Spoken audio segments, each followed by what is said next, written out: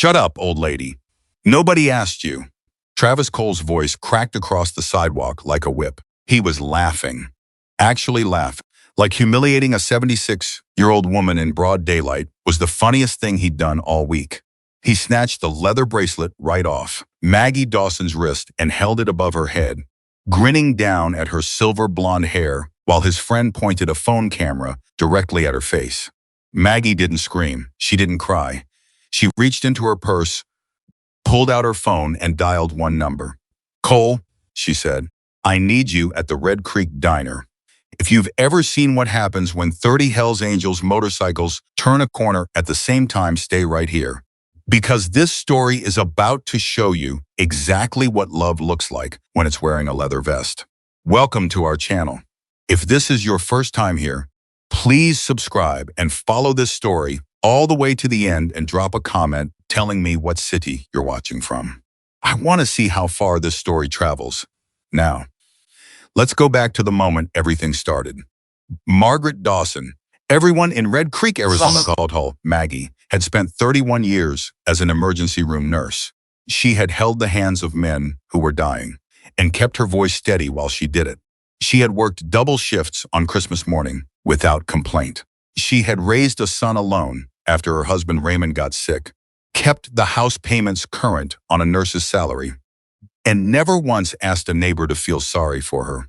She was 76 years old, and she was not a woman who frightened easily. Every Thursday, without fail, Maggie walked her neighborhood route.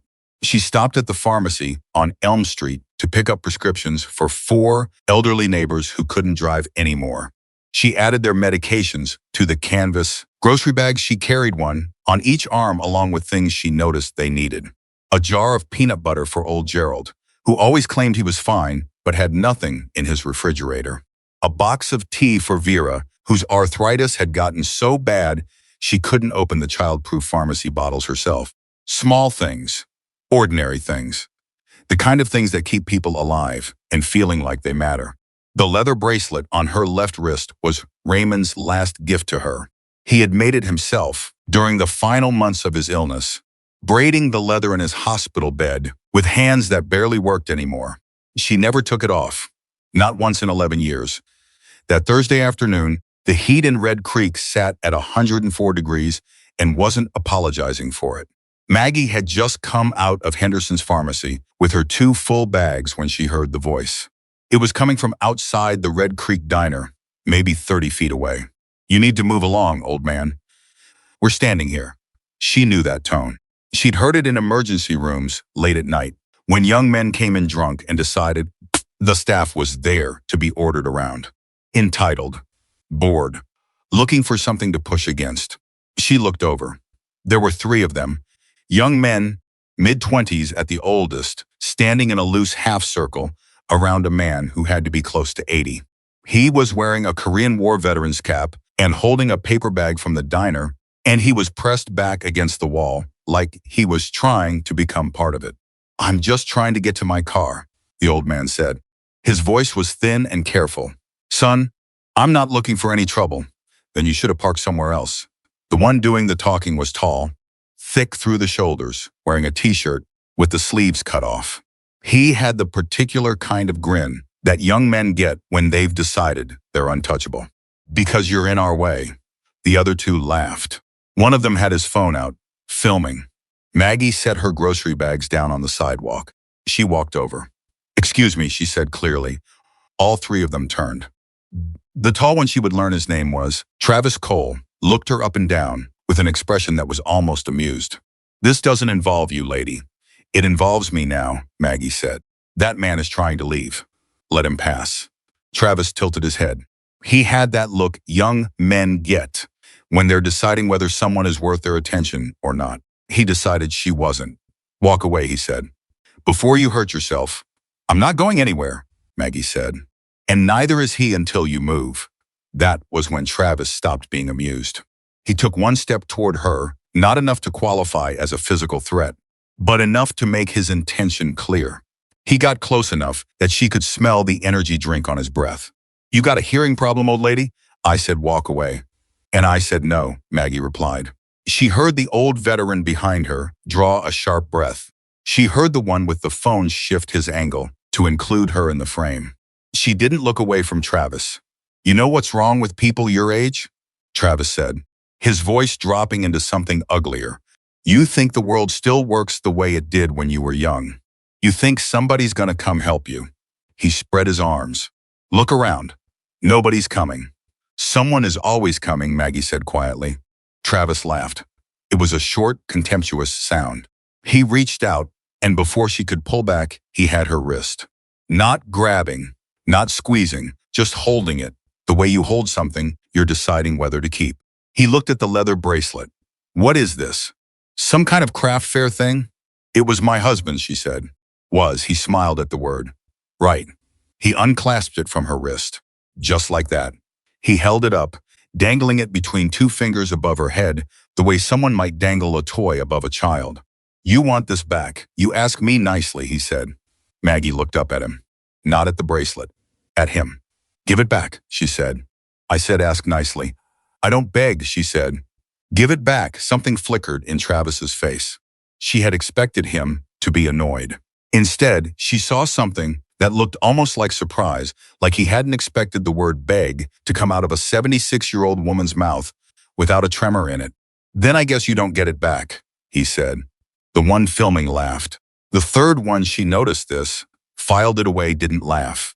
He was standing slightly apart from the others, his phone in his pocket, his arms crossed over his chest. He had the uncomfortable posture of someone who was somewhere they hadn't meant to be. Travis looked around at the sidewalk, at the people who had slowed down on the other side of the street but weren't crossing over, at the cars that had adjusted their routes around the diner's entrance without stopping. "Nobody's even looking," he said to Maggie, as if confirming something he'd always suspected about the world. "Nobody cares about an old woman on a sidewalk. You could disappear from this neighborhood tomorrow. And you know what would happen? Nothing. Nobody would even notice." Maggie reached into her purse and took out her phone. Travis watched her dial. He was still holding the bracelet, still smiling. "Cole," she said when the call connected. Her voice was completely level. "I need you at the Red Creek Diner." A pause. "Mom." Cole Dawson's voice was immediate and alert. She recognized the shift, the way he went from normal to ready in the space between one word and the next. It was the same quality that had made him good at his job since he was 20 years old. "Are you hurt?" "Not yet," she said. "Not yet." Those two words, chosen with a nurse's precision, medically accurate, completely honest, and carrying more information than a paragraph could have.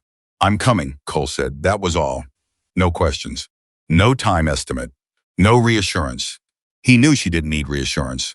What she needed was exactly what he said he was doing. She ended the call and put her phone back in her purse. Travis was watching her with that half-amused expression again, the one he wore like armor. "Who's coming?" he asked. "Your son? Your neighbor?" He glanced at the other two. "Should we be scared?" "I don't know if scared is the right word," Maggie said honestly. "But I think you should be thinking about what you've done." Travis laughed again. "Lady, I'm standing on a public sidewalk. I haven't touched you. You took my bracelet." He held it up again, let it catch the afternoon sun. "Found jewelry," he said. "Terrible thing, how old people lose things." The one filming adjusted his angle again, getting the bracelet in the shot. Maggie looked directly into the camera. "Whatever you're planning to do with that video," she said calmly, "I want you to know that it will be seen by more people than you expect." The young man behind the camera looked uncertain for the first time, but Travis just shook his head. "Big talk," he said. "For someone whose son is probably a 40-year-old accountant." "He's 45, Maggie said. "And what does he do?" Maggie looked at him. "He rides," she said simply. Travis opened his mouth to make another joke. That was when they heard it. It started low, the way thunder starts before a storm arrives. A vibration you feel in your chest before your ears make sense of it. It built steadily, and it had a quality to it that was different from ordinary traffic. It was rhythmic, deliberate, multiple engines, not competing with each other, but layered together into something that sounded almost like a single massive thing moving toward them. Travis stopped talking. He looked up the street. The first motorcycle turned the corner, then the second, then 15 more, then 20, and they were still coming, a line of them that stretched back around the block and out of sight, black and chrome in the Arizona sun, the riders sitting straight and unhurried, not racing, not revving, just moving forward with the particular unhurried certainty of people who were exactly where they intended to be. At the front was Cole Dawson. He was not what Travis had pictured. Cole was 6'2" and broad across the shoulders in a way that had nothing to do with a gym. He had his mother's coloring the blonde hair, though his was darker and windswept under a black bandana. And he had a face that had spent 4 decades outdoors and didn't look sorry about it. He wore a leather vest over a plain black t-shirt, and the patches on that vest were not decorative.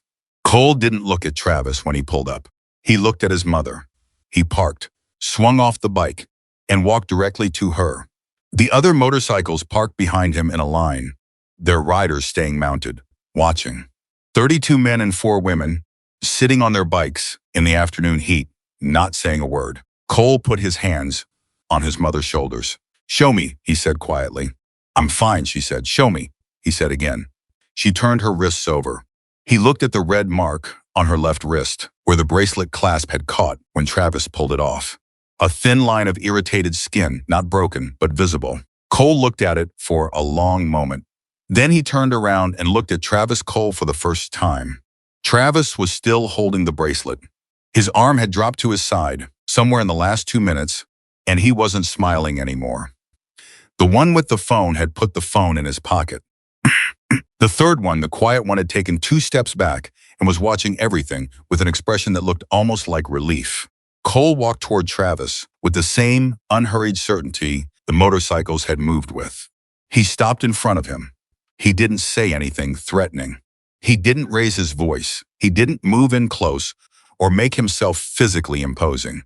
He just stood there at his full height and looked at the younger man with the kind of steady, absolute patience that is far more frightening than anger. "Give me the bracelet," Cole said. His voice was conversational. It was the voice of a man who had already calculated every possible outcome of the next 30 seconds and found them all acceptable. Travis looked at Cole. He looked at the line of motorcycles behind him. He looked at the patches on Cole's vest. He handed over the bracelet. Cole took it without looking at it. He kept his eyes on Travis. "Now we're going to talk," he said. Travis swallowed. Behind Cole, 2 of the bikers had moved without being asked. One had crossed to the Korean War veteran and was talking to him quietly, taking the paper bag from the diner so the old man didn't have to keep holding it. The other had picked up Maggie's grocery bags from the sidewalk and was carrying them back to her. Travis watched this. Something shifted in his face, something he hadn't expected to feel and clearly didn't want to. "Who called the cops?" someone muttered. A patrol car had pulled up on the far side of the street. Then another one. Police Chief Laura Bennett got out of the first car. She was a compact woman in her early 60s with close-cropped gray hair and the walk of someone who had been doing this job for 30 years and had stopped being surprised by anything a long time ago. She scanned the scene. 30-plus motorcycles. A line of bikers sitting in disciplined silence. Cole Dawson standing in front of a pale young man. Maggie Dawson accepting her grocery bags from a large man with a graying beard. An elderly veteran in a Korean War cap being helped to his car. Bennett walked straight to Maggie. "Maggie Dawson," she said. "You want to tell me what happened?" "I'd be happy to," Maggie said. "Do you have time to hear all of it?" "I've got nothing but time today," Bennett said. She took out her notepad. What happened next lasted 40 minutes, and it involved every witness on that sidewalk giving a statement. 3 of them producing phone videos they had recorded from a distance. And the young man with the camera, his name was Derek Foss. It turned out providing Bennett with the uncut footage he'd taken from the moment Maggie walked over. Travis and Derek gave half answers. They admitted being on the sidewalk. They admitted the bracelet had ended up in Travis's hand but disputed how. They claimed the veteran had been in their way first. The third young man gave his name as Noah Brooks. He answered every question Chief Bennett asked him. He answered them immediately, completely, and without looking at Travis for permission. He took the bracelet off her wrist, Noah said. She asked for it back 3 times. He kept holding it above her head. He said no one would notice if she disappeared from the neighborhood. Travis stared at him. You said what? Cole's voice had changed pitch, just slightly, like a key turning in a lock. He said it, Noah repeated quietly. Not to Cole, but to Bennett. I heard it clearly. I was standing right there. Bennett wrote it down. She wrote down everything Noah said, and she underlined 2 things. After the statements were done, and while Derek and Travis were being given citations for disorderly conduct and harassment misdemeanor charges for now, Bennett said though she made clear the recordings might change, that Cole walked over to Noah Brooks. Noah was standing by himself, a little apart from the others, watching everything with the expression of someone who knew their choices were going to carry consequences and had decided to face them anyway. Why'd you tell her everything? Cole asked. Noah looked at him directly. Because what we did was wrong, he said. All of it. From the minute we walked up to that man outside the diner. I knew it was wrong. He stopped. I just stood there. Until you didn't, Cole said. Noah didn't answer that. Cole left him there and walked back to his mother. The sun was dropping. The afternoon heat was still brutal. Maggie's was sitting on the diner's outside bench, her grocery bags at her feet, watching the police officers finish their work with the same calm, attentive expression she'd used in the ER when monitoring a patient she expected might still surprise her. Cole sat down beside her. He had her bracelet in his hand. He turned it over, examining the clasp. It's bent, he said. I can see that, she said. I can fix it, he said. I know you can, she said. He sat with it in his hands for a moment. Around them, the Hells Angels members were beginning to move, some getting back on their bikes, some still talking to witnesses or helping the veteran's wife, who had arrived in a panic and was now crying with relief into the shoulder of a bearded biker named Wade, who was 6'4" and somehow the most comforting person in the parking lot. Mom, Cole said.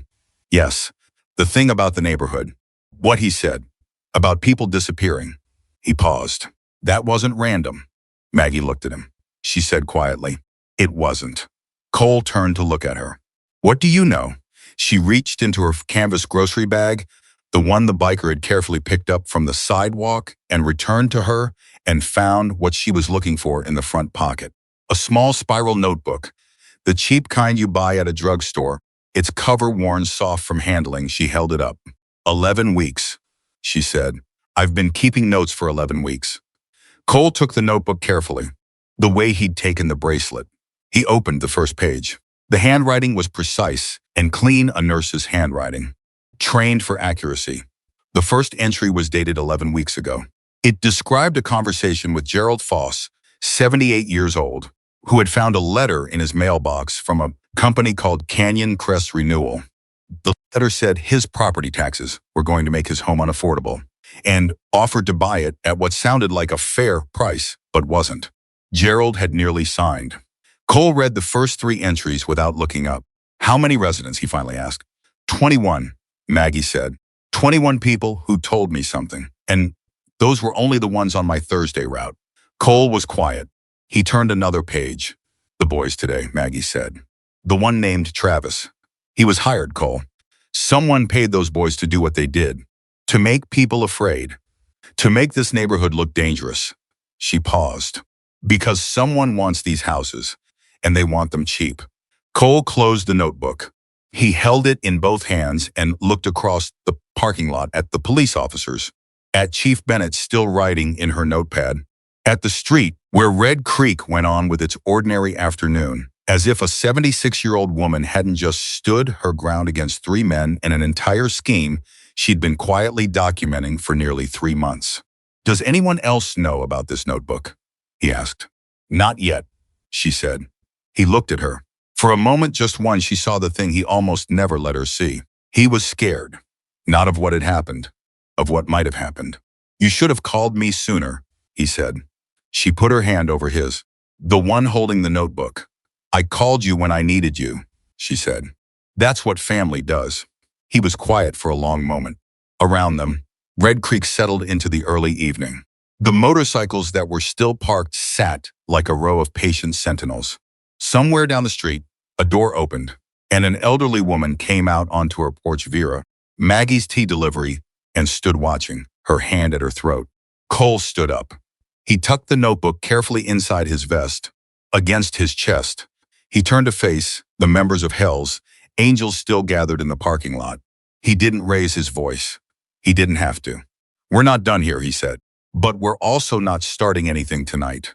We ride home. We meet tomorrow morning. And we do this right." No one argued. No one asked questions. They had heard the tone before, the one that meant the situation was serious, and Cole had already worked out what serious required. One by one, the motorcycles started. The sound filled the street again, that layered, deliberate rumble that was nothing like traffic and everything like intention. Maggie watched her son mount his bike. He looked back at her once. "I'll come by tonight," he said. "I'll have dinner ready," she said. He almost smiled at that. Almost. He rode out first, the way he'd ridden in. The others followed, steady and unhurried, the line of them rolling through the evening light of Red Creek until the street was quiet again. The sound fading gradually, like something that had always been there and had simply moved on. Maggie picked up her grocery bags. She still had 3 more deliveries to make. She started walking. Cole didn't sleep that night. He sat at his mother's kitchen table until past midnight, the notebook open in front of him, reading every entry twice. Maggie had gone to bed at 10, not because she was shaken, but because she had 3 prescription deliveries to make in the morning, and she believed in keeping a schedule. That was Maggie Dawson. The world could tilt sideways, and she would still set her alarm for 6:30. Cole read the notebook like it was a case file, because it was. 21 names, 21 separate accounts, each written in Maggie's clean, economical handwriting. A vandalized fence on Crescent Street. A threatening note slipped under a door on Maple. A stranger knocking on Vera's door on a Tuesday afternoon, telling her that the neighborhood was changing, that it wasn't safe anymore, that he knew someone who would give her a fair price and help her relocate before things got worse. Vera had told him to leave. He had left a business card. Canyon Crest Renewal, a logo that looked like a sunrise over a mountain. The card was paper-clipped to the entry. Cole set it on the table in front of him and looked at it for a long time. He made 4 phone calls before 7 in the morning. Wade Turner picked up on the first ring, which meant he hadn't slept either.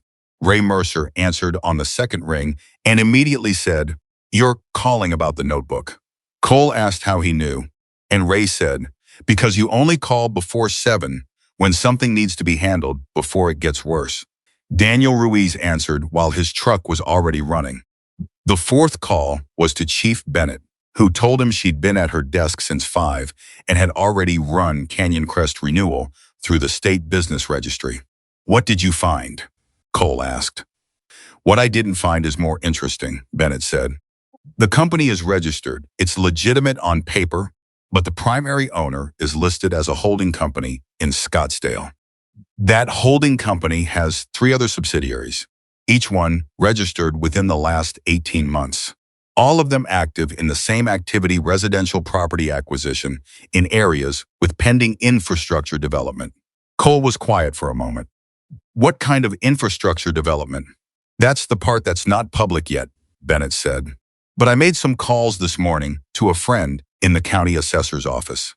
There's a commercial highway extension proposal that's been in closed-door planning sessions for the better part of a year. If it goes through, Cole and," she said, "it almost certainly will. Property values in Red Creek's east side go up somewhere between 60 and 90% within 3 years. Cole looked at the Canyon Crest business card on his mother's kitchen table. "Someone knew," he said. "Someone on the planning board knew," Bennett said. "Or someone connected to someone on the planning board. That narrows it considerably." "How considerably?" "The planning board has 9 members," she said.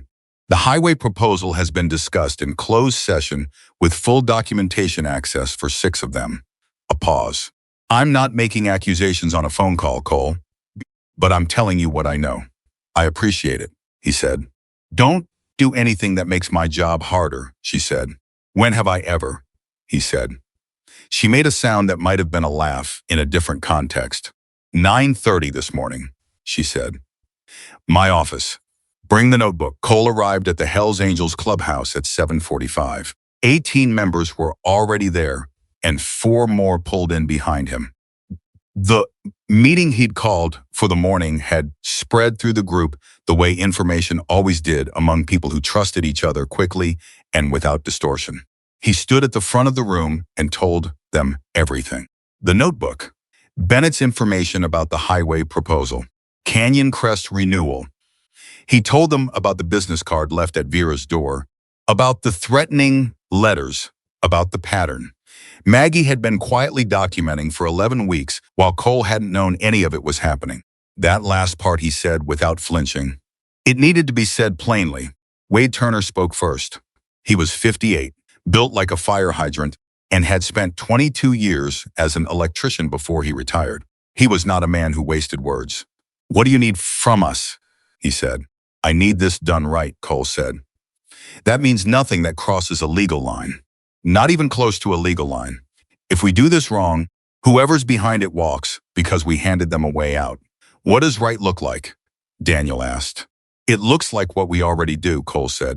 We help people. We fix things. We show up. But this time we also pay attention while we're doing it. We document. We take pictures. We write down license plates. We get names. And anything we find goes to Bennett, not to us. There was a beat of quiet in the room. Ray Mercer raised his hand. He was the only one in the group who still raised his hand in meetings. A habit left over from 30 years as an accountant, and everyone had long since stopped teasing him about it.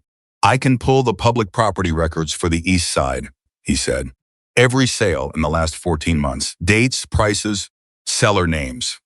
If Canyon Crest or any of their subsidiaries has been buying, it'll show. Do it, Cole said. I want to talk to the residents, said a woman named Sandra Reyes, 41 years old, the youngest person in the room, and the one who scared Cole the most in a negotiation. She had a law degree she'd never practiced, and the instincts of someone who had been underestimated her entire life and learned how to use it properly, with consent forms. If any of this goes to a federal level, we need statements that will hold up. Can you handle that? Cole asked. I've been handling things since I was 12, Sandra said. Yes, Cole nodded. He divided the group into 4 teams by skill and sent them out with specific assignments. Wade would visit the homes that had been vandalized or damaged, assess what needed repair, and note anything that looked deliberate rather than accidental. Daniel would coordinate the physical repair work and also handle security basic cameras, better locks, things that could be installed quickly and legally. Ray would work the property records. Sandra would begin the formal witness statement process. Cole himself would take the notebook to Bennett's office at 9:30 and attend every moment of that conversation. He was in his truck with the engine running when his phone buzzed. A text from a number he didn't recognize. You should tell your mother to stop making deliveries. The neighborhood isn't safe for elderly women. Cole read it twice. He took a screenshot. He sent the screenshot to Bennett's number with the message, just received. Keeping the original, bringing it in. He pulled out of the parking lot. The thing about intimidation is that it only works on people who believe they're alone. Cole had understood this since he was 19 years old. When he joined Hells Angels, not because he was looking for trouble, but because he'd grown up watching what happened to people who faced the world by themselves. He'd seen his mother work double shifts without anyone to call. He'd seen her sit at his father's bedside for 6 days straight with no one to bring her a cup of coffee. He'd joined because he believed the most powerful thing a person could have was someone who showed up. Whoever had sent that text had looked at Maggie Dawson and seen an isolated old woman. They had made a serious error in assessment. Bennett's office was exactly as Cole remembered it from the last time he'd been there 3 years ago. A noise complaint about a charity ride that the next-door neighbor had filed in bad faith. The complaint had been dismissed. The neighbor had moved. Bennett's office hadn't changed. She was behind her desk when her assistant showed him in. She had the property registration documents Ray had mentioned already printed and spread across her desk, which meant she'd made the same call to the county assessor's office that Ray was making right now. Cole put the notebook on her desk and sat down. "I got a threatening text this morning," he said. He showed her the screenshot. She looked at it. She picked up her desk phone without putting it down and told someone, Officer Hara, to start a trace on the number. She put the phone down. "You didn't respond to it," she said. "No." "Good." She picked up the notebook. "I want to talk about these entries, specifically the one dated 7 weeks ago. Your mother spoke to a man named Gerald Foss." "I know Gerald," Cole said. "He's on her Thursday route." Gerald Foss received a letter from Canyon Crest Renewal and then 3 days later received a phone call from someone claiming to represent his bank, telling him his mortgage renewal rate was going to increase significantly unless he took action. His bank confirmed this morning that they made no such call. She paused. "That's wire fraud." Cole kept his face still. "How many others?" Bennett opened a folder. "I've identified 4 similar calls so far, all to elderly residents on your mother's delivery route, all within 2 days of receiving Canyon Crest Renewal contact, all using financial pressure as leverage." She set the folder down. "Cole, this isn't opportunistic. Someone had access to the residents' financial information, mortgage details, bank information. That level of access requires either a data breach or an inside source." "Planning board," Cole said. She met his eyes. "I'm not saying that out loud yet." "I know," he said. "But you're thinking it." She didn't confirm it. She picked up the notebook again and went to the entry for a woman named Dorothy Ames, 81 years old, who had told Maggie that 2 men came to her door on a Sunday evening and told her they were from the City Housing Authority. They said her home had been flagged for a structural safety issue. They offered to have it assessed for free. Dorothy had let them in. She let them in, Cole said. When Bennett had read him that entry over the phone, those 4 words had sat in his chest like stones. She let them in, Bennett confirmed. They spent 40 minutes in her home. She said they measured things and took photographs. Bennett put the notebook down. There was no City Housing Authority visit scheduled for Dorothy Ames. I confirmed that before you walked in. Cole was quiet. What were they looking for? He said finally. I don't know yet, Bennett said. But I know what I'm concerned they were doing. She leaned forward slightly, documenting the property. Interior photographs, room dimensions, the kind of detailed assessment a developer would want before calculating renovation costs. She paused. They were preparing for ownership. Cole, they were behaving as if those houses already belonged to them. The room was quiet for a moment, except for the building's ventilation system and the distant sound of a dispatch radio from somewhere down the hall.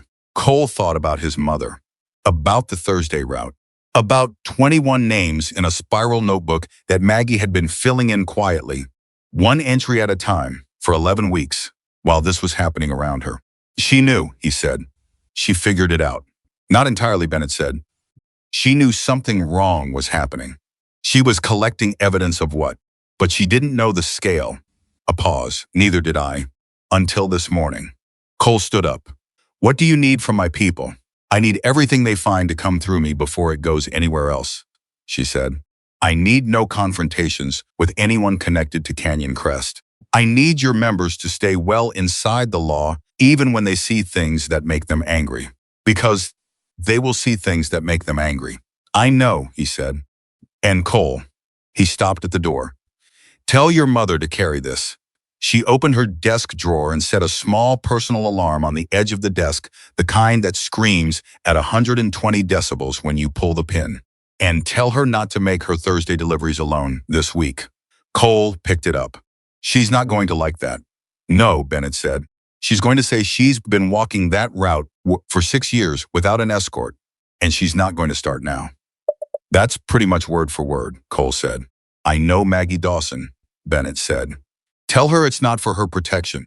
Tell her I need a witness on scene during the deliveries because she might encounter additional evidence. Cole almost smiled. That'll work, he said. He called Wade from the parking lot. Talk to me, Cole said. 3 houses, Wade said. His voice had the particular flatness of a man reporting something that was making him angry and choosing not to let it out yet. Margaret Sellers on Crescent, Bobby Tran on Fulton, and Dorothy Ames. He paused. Somebody cut the wiring on the exterior lights at Margaret's place. Done deliberately, you can see where the cut was made. Bobby Tran's front gate was damaged, and I don't mean it fell apart from age. The hinge was forced, and Dorothy's back fence, somebody took it down in 2 sections and put it back badly, like they wanted it to look like it fell. Making the properties look neglected, Cole said. Making them look dangerous, Wade said. Like the whole block is declining. If you're an 80-year-old woman living alone, and your lights stop working, and your fence comes down, and your gate won't latch, what do you think? You think it's time to leave, Cole said. You think you can't maintain the place anymore, Wade said. You think maybe those men who came to the door with the cash offer had a point. Cole thought about that, about how precise it was, how it targeted not just people's fear but their dignity, their sense of themselves as capable adults who could manage their own lives. Make someone feel like they can no longer take care of what's theirs. And you've done something worse than frighten them. You've made them doubt themselves. Can you fix what you found? Cole said. Already started, Wade said. I brought wire and tools. Margaret's lights will be back on by noon. Bobby's gate is repairable today. Dorothy's fence is going to take a crew, but I've got 2 guys on their way. Document everything before you fix it, Cole said. Photographs, timestamps, detailed notes. This all goes to Bennett. Already doing it, Wade said. Cole's next call was to Ray. Give me what you have, Cole said. 14 property transactions in the East Side in the last 16 months, Ray said. Cole could hear the click of keys in the background. Ray did not use paper if he could help it. 9 of them sold to entities I can directly trace to Canyon Crest Renewal or its subsidiaries. Average sale price is 31% below the current estimated market value for comparable properties in neighboring zip codes. 31%, Cole said.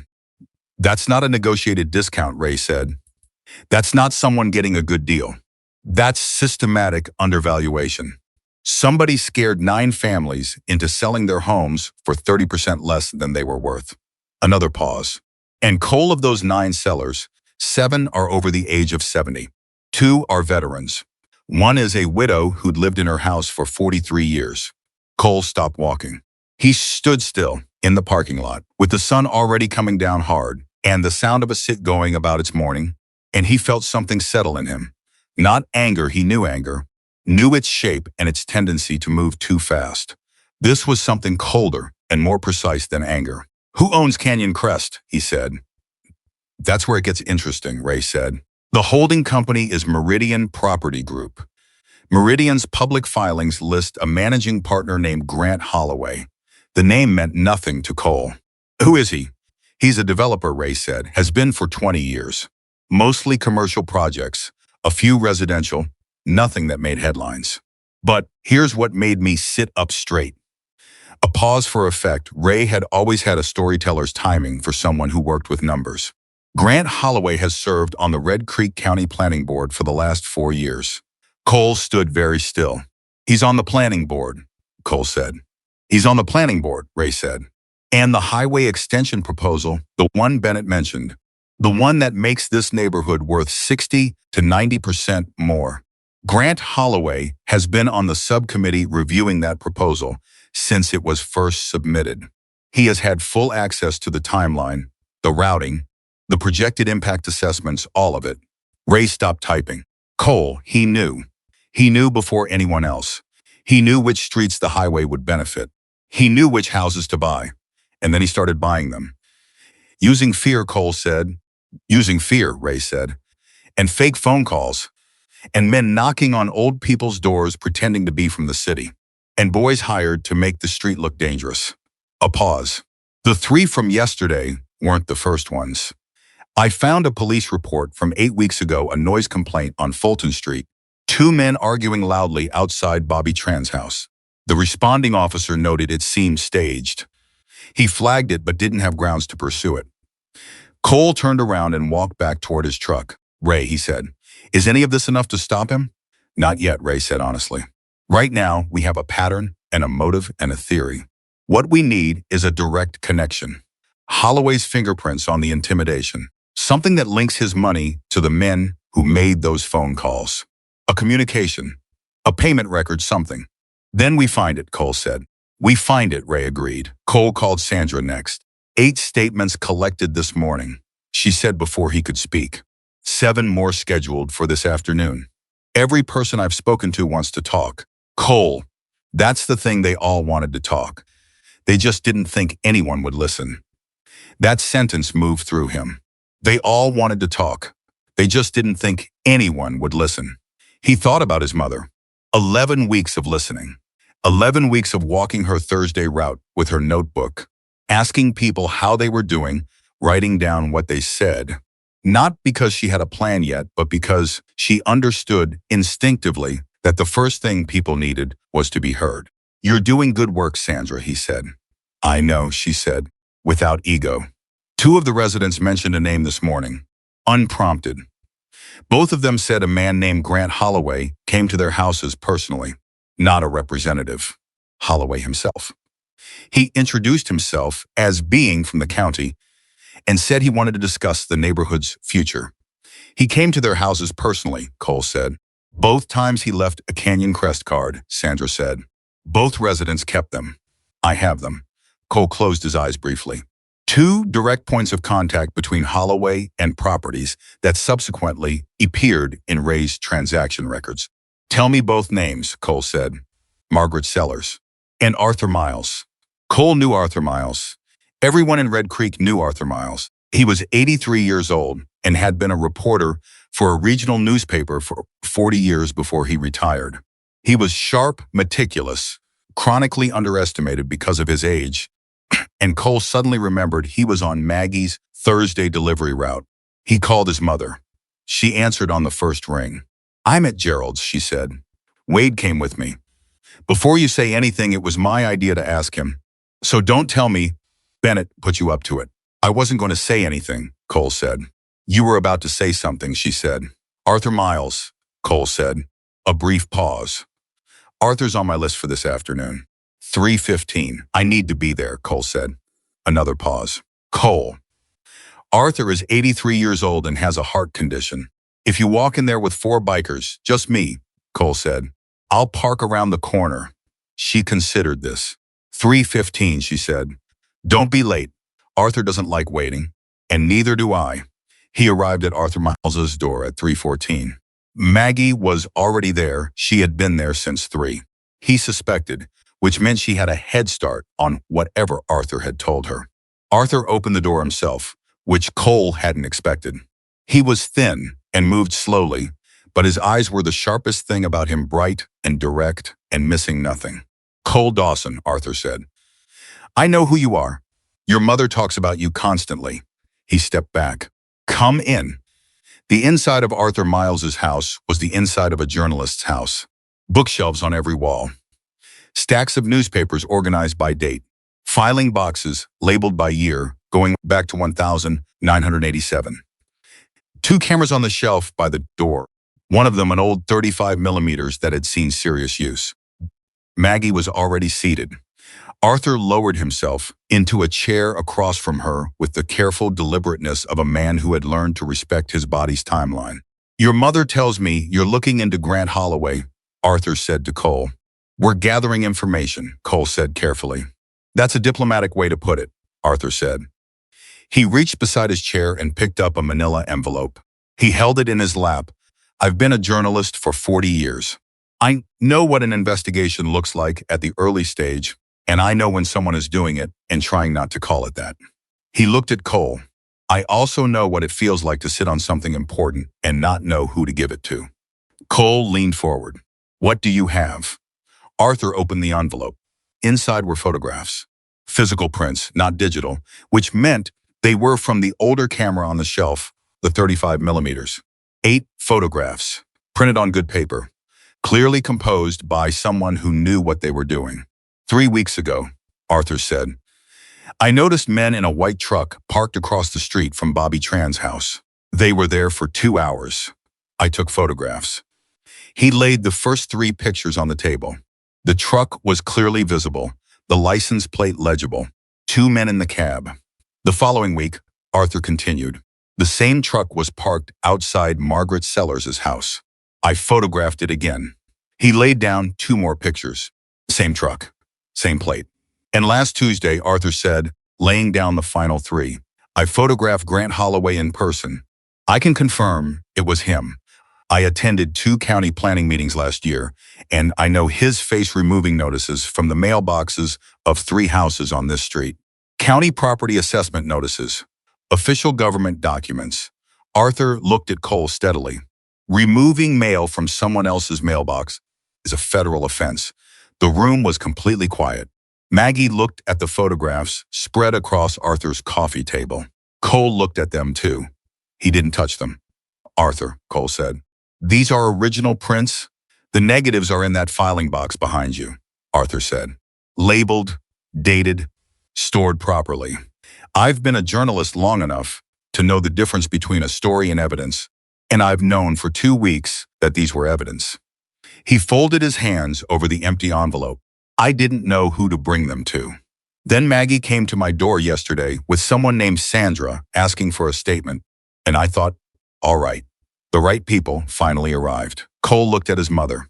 Maggie looked back at him with an expression that said nothing and said everything at the same time. Arthur, Cole said, I need to take these to Chief Bennett tonight. I know, Arthur said. I made 2 additional sets of prints. One set is in the filing box. The other is in a sealed envelope with my attorney, who has instructions to open it if I miss our weekly Wednesday phone call. He paused. I've been a journalist. I know what happens to sole possessors of inconvenient evidence. Cole looked at this 83-year-old man with his careful hands and his filing system and his cameras, and the absolute calm of someone who had spent a career watching the world do both its best and its worst, and had chosen to keep watching. You've been sitting on this for 2 weeks, Cole said. Alone. I've been managing it, Arthur said. There's a difference. Cole thought about his mother, about the notebook, about 21 people who had been frightened and documented and listened to, but hadn't known they were part of a larger picture. Not anymore, Cole said. He carefully picked up the photographs by their edges. He put them back in the envelope. He stood up. I'll call Bennett right now, he said. She's going to want to come here in person. I assumed she would, Arthur said. He looked at Maggie. Your son is more like you than he knows. Maggie smiled at that, a small, real smile, the kind she gave when something landed precisely true. He's better than me, she said simply. Cole stepped into the hallway to make the call. Through the doorway, he heard Arthur ask Maggie if she'd like tea. He heard her say yes. He heard the particular sound of an 83-year-old man rising carefully from a chair to do something kind for someone else, the way people do when they has tried to make them afraid and they've decided, quietly and without announcement, that they refuse. Bennett answered on the second ring. I need you at Arthur Miles's house, Cole said. Bring your evidence kit. A beat of silence. Talk, photographs of the white truck. License plate, readable. Photographs of Holloway personally removing mail from residential mailboxes. Federal mail theft. Arthur witnessed it and documented it on film. Cole paused. Arthur Miles is a 40-year journalism veteran who kept negatives, made multiple print sets, and has a backup with his attorney. His testimony alone is going to be bulletproof. The silence on Bennett's end lasted exactly 3 seconds. Address, she said. Cole gave it to her. He leaned against the hallway wall. From the kitchen came the sound of a kettle beginning to heat and 2 people talking the way people talk when they have both seen enough of life to skip the parts that don't matter and go straight to what does. Outside the street, the white truck with the readable license plate was not there. But Cole was certain it would come back. People who believed they were winning always came back. He was counting on it. Bennett arrived at Arthur Miles's house 22 minutes after Cole's call. She came alone, which told Cole she was treating this as a quiet evidence collection rather than an official scene. Smart, because an official scene meant paperwork that became public record, and public record meant Holloway's people could see what was coming. She brought an evidence kit in a plain black bag that could have been a laptop case. She shook Arthur's hand, accepted the tea Maggie had already poured for her, and sat down at Arthur's table and looked at the photographs for 4 full minutes without saying a word. Arthur watched her look. Cole watched Arthur. Maggie sat with her hands folded and her tea going cold. "The license plate on the truck," Bennett finally said. "I'm going to run it tonight. It's registered to a property management company called Red Line Services LLC, Arthur said. "I ran it myself 3 days ago through a contact at the DMV. Red Line Services shares a registered agent with Canyon Crest Renewal." He reached into the filing box and produced a single printed sheet. "I put the documentation together." Bennett looked at the sheet. Then she looked at Arthur Miles with an expression Cole had rarely seen on her face, something between professional respect and the particular warmth people feel when an 83-year-old man outworks them. "You ran the plate yourself," she said. "I've been a journalist for 40 years, Arthur said. "I still have contacts." He paused. "And I've had 2 weeks with nothing to do but worry. Worrying makes me productive." Bennett took the photographs and the documentation sheet and signed a chain of custody forms she produced from her bag. She gave Arthur a copy. She looked at Cole. "The mail removal," she said. "That's federal jurisdiction. The moment I submit this to my federal contact, this stops being a local investigation." "Is that good or bad?" Cole asked. "It's complicated," Bennett said. "It's good because it puts more legal weight behind everything. It's bad because federal investigations move at their own pace and we lose some control over the timeline." She paused. "But here's what matters once it's federal. Holloway can't make it go away locally. He can't call in a favor with the county. He can't lean on anyone I answer to." "Do it," Cole said. "I was going to regardless," Bennett said.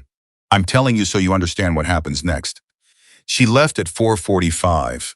Arthur walked her to the door with the steadiness of a man who had learned that the body's limitations were real, but not determinative. He shook her hand again. "Thank you for coming in person," he said. "Thank you for keeping the negatives," she said. Cole stayed long enough to help Maggie carry her bags back to her car, which was parked 2 blocks over because she didn't want to be conspicuous. Her word, said without irony, as if a 76-year-old woman running a one-person neighborhood intelligence operation was something she had always done and didn't require comment. "Mom," Cole said at her car door. "I'm fine," she said. "I know you're fine," he said. "That's not what I was going to say." She looked at him. The afternoon had softened slightly, the heat still present but relenting at the edges, the way it did in Red Creek when the sun finally agreed to make its way toward the horizon. "What were you going to say?" she said. "You built something here," he said. "What you've been doing for 11 weeks, the notebook, the conversations, keeping those people talking and connected. You did that before any of us were involved. You built the entire foundation of this case." Maggie was quiet for a moment. "I just paid attention," she said. "That's all I did. I listened to people who needed someone to listen." "That's not a small thing," Cole said. She opened her car door. She got in.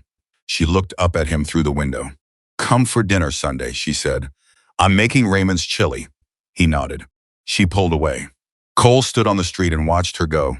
And then he turned back toward his truck and called Wade. "Tell me where we are," he said. "Margaret's lights are on," Wade said. "Bobby's gate closes and latches.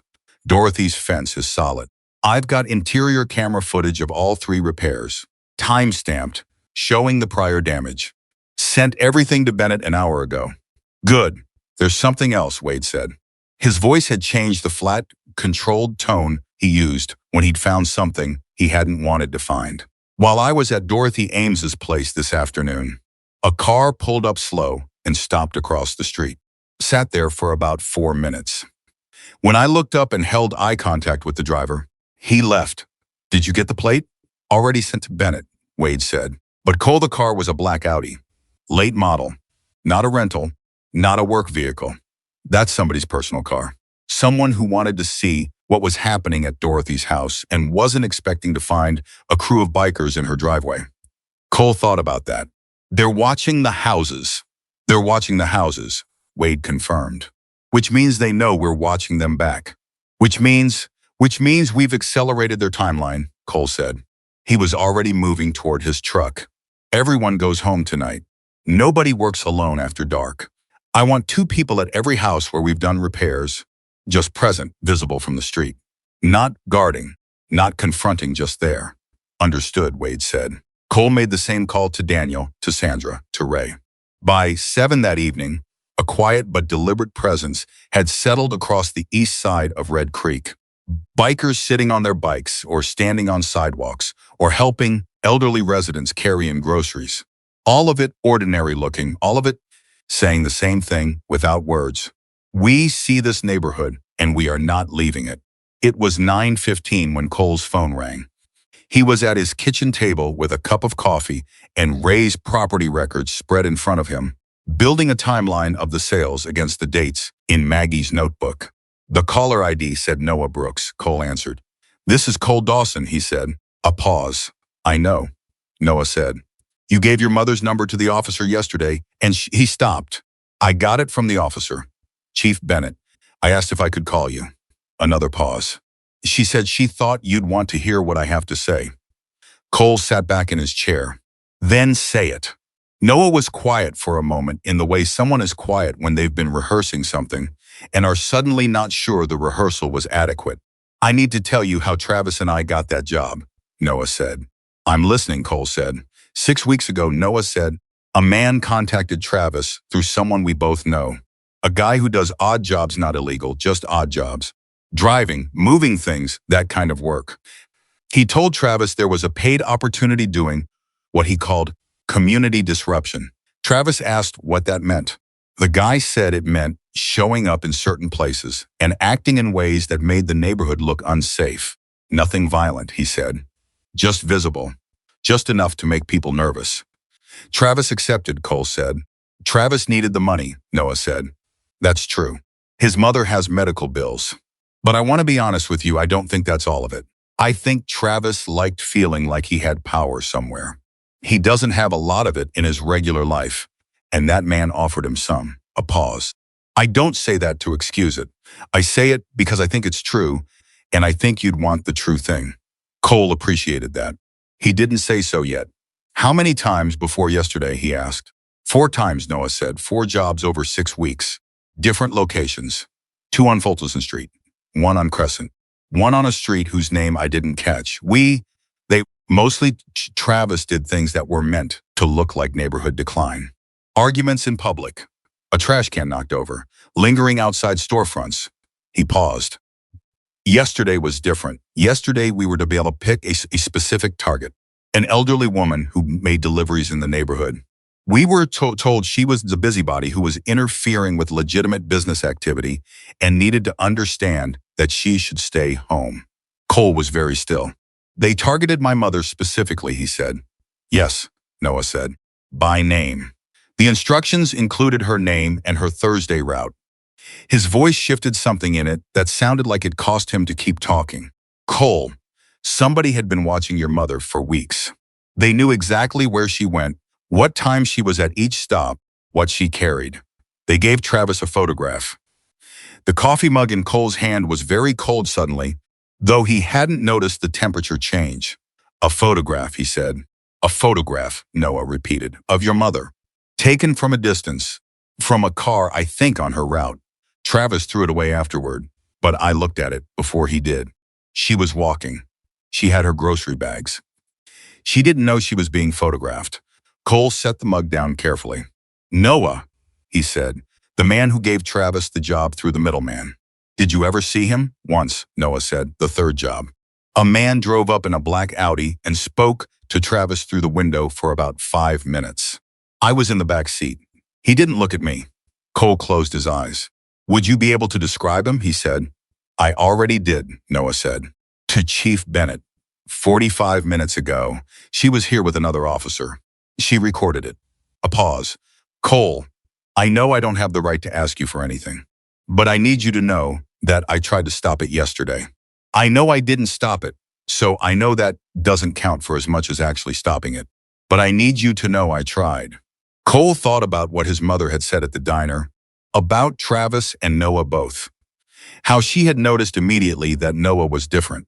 How she had filed that away with the same professional attention she had used to assess patients in the ER quickly, accurately, without sentimentality, but also without prejudice.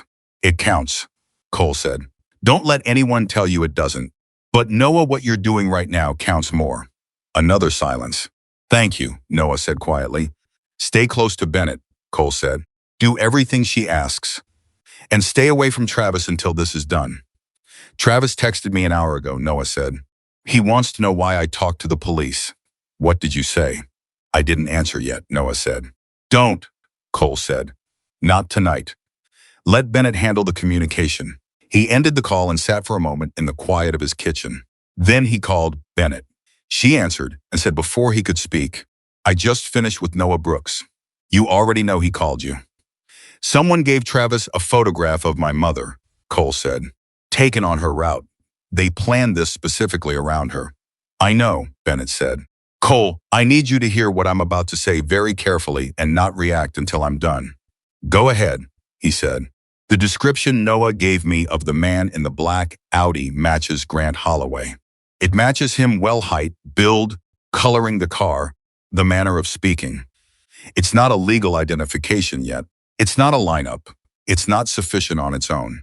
But combined with Arthur's photographs, combined with the Redline Services connection, combined with the property records Ray sent me this afternoon, she stopped. We're close. We're very close. But I need you to let me do this right. I know, Cole said.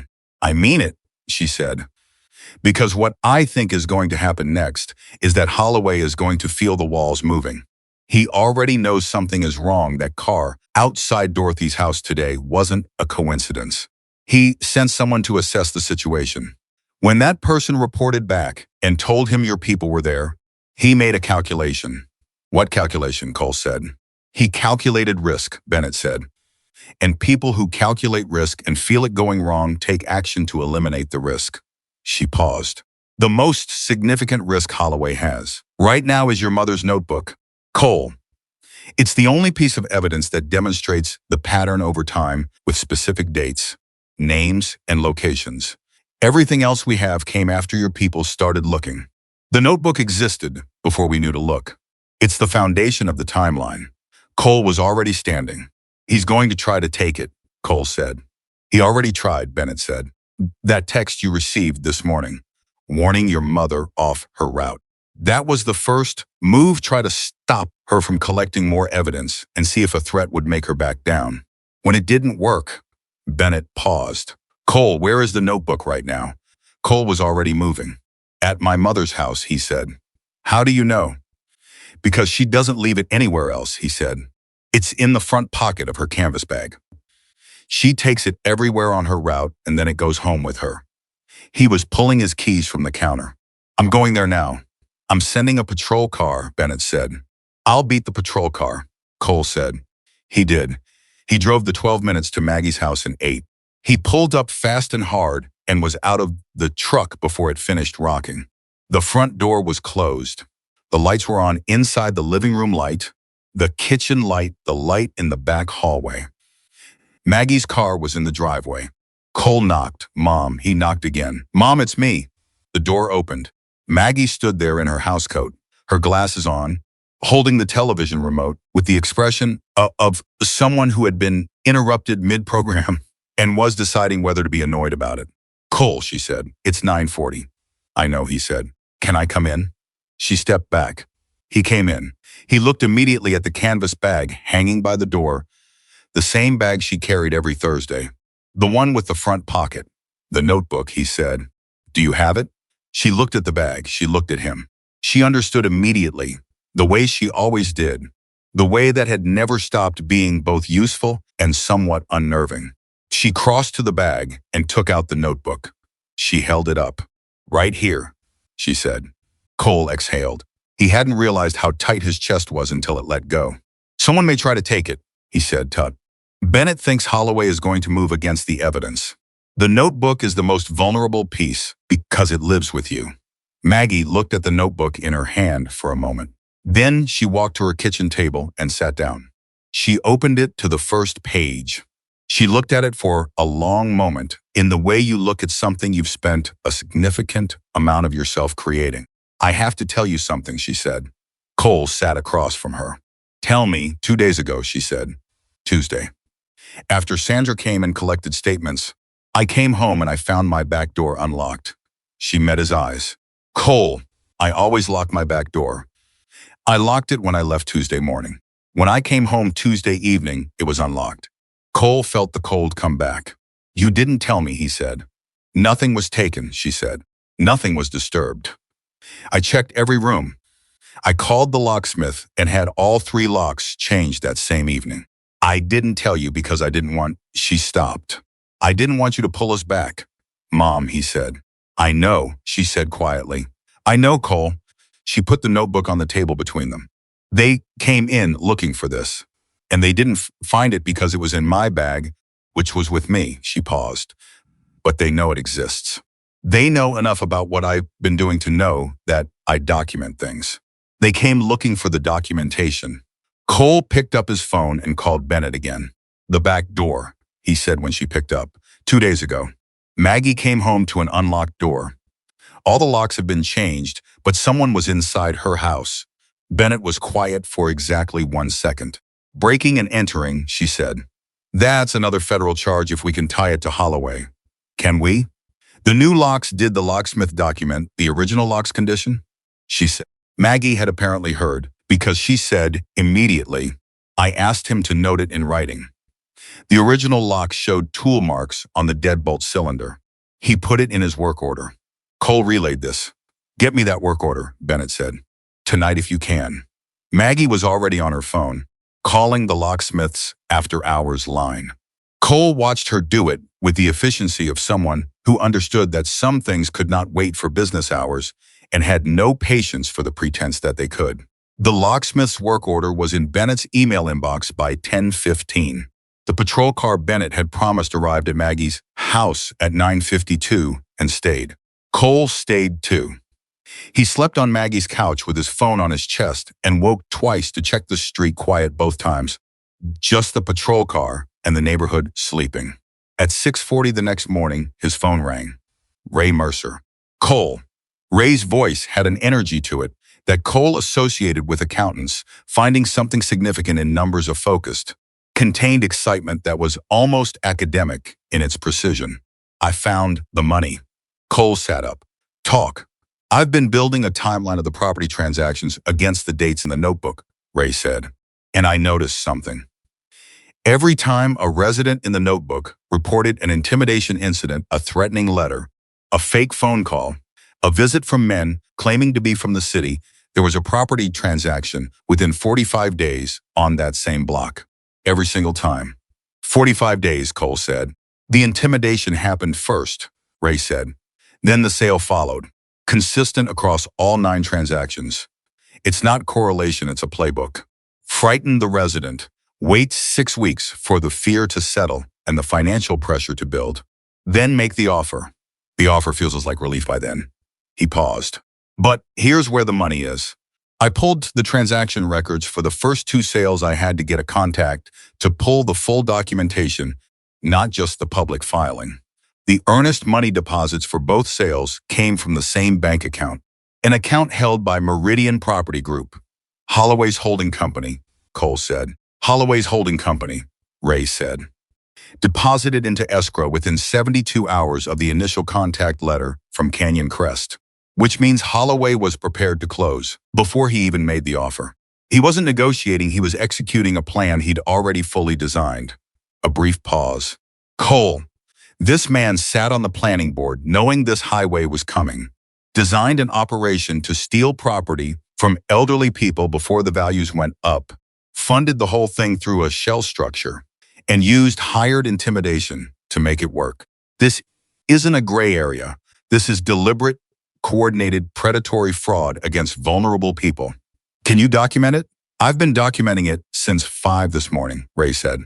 I'm going to send the full package to Bennett by 9. Ray, Cole said, you didn't have to do this. Yes, I did, Ray said simply, with the tone of a man who found the alternative genuinely unthinkable. These are people's homes. Some of these people have lived in those houses since before I was born. 40, 50 years in the same place. A pause. Margaret Sellers was a first-grade teacher for 34 years. Bobby served in Vietnam and came home and built a garden that takes up his entire backyard because he says growing things is the opposite of war. Dorothy Ames raised 4 children in that house. 3 of them are teachers. They are not nothing. They are not people who should be stolen from. Cole was quiet for a moment. Then he said, "Send me a copy of everything before it goes to Bennett." "Already in your inbox," Ray said. Cole was reading Ray's documents on his phone at the kitchen table when Maggie came downstairs at 6:50.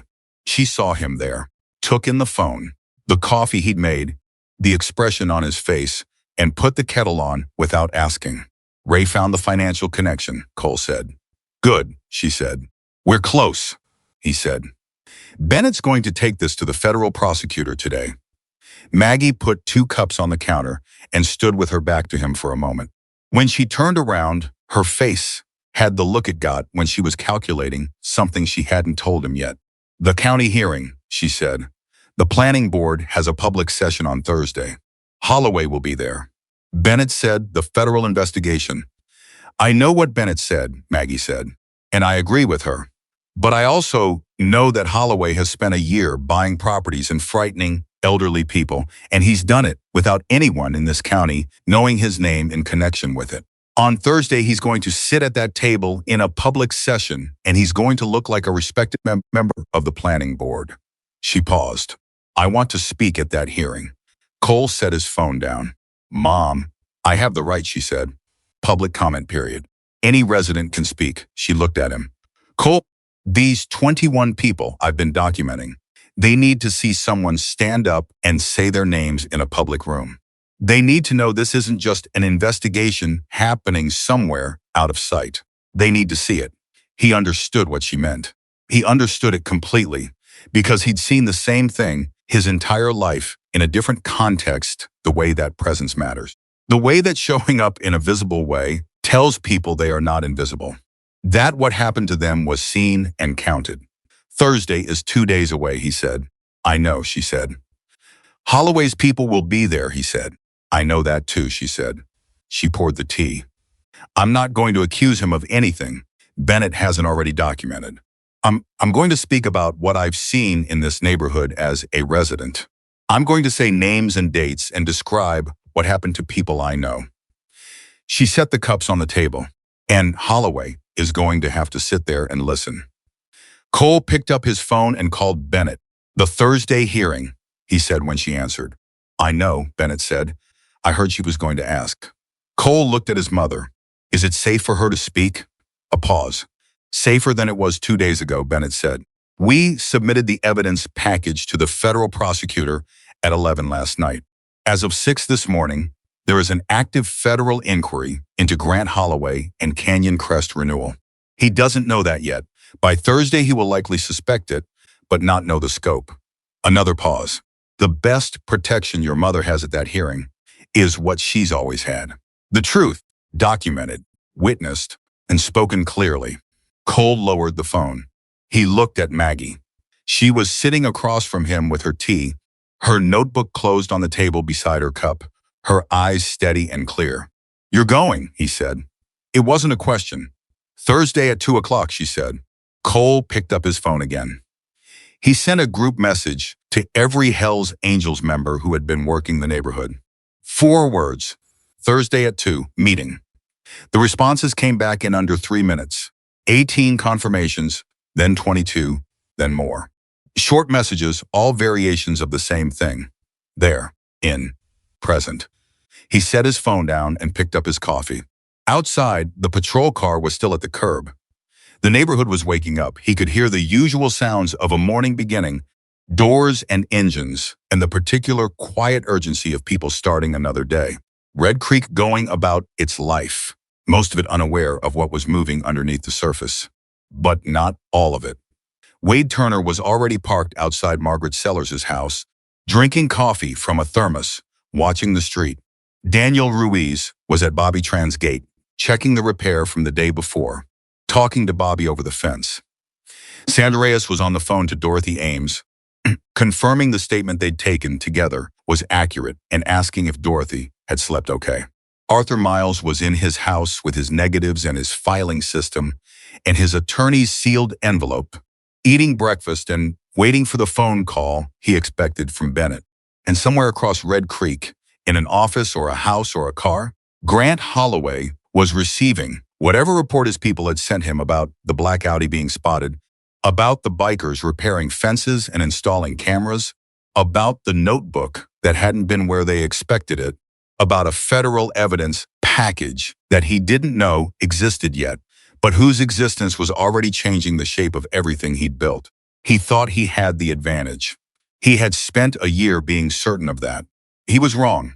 Thursday came in hard and hot, the way Arizona days do when they have something to prove. Cole was up at 5. He'd spent Wednesday night at his own place for the first time in 3 days, but he'd barely slept. His mind kept running the same loop, checking for gaps, looking for anything they'd missed.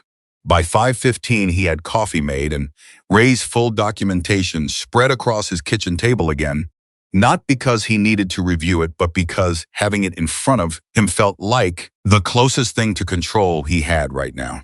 The evidence was solid. Bennett had said so. The federal prosecutor had said so, in the carefully hedged language federal prosecutors used when they meant it without wanting it quoted. The package was comprehensive. The timeline was airtight. Arthur's photographs were clean and documented.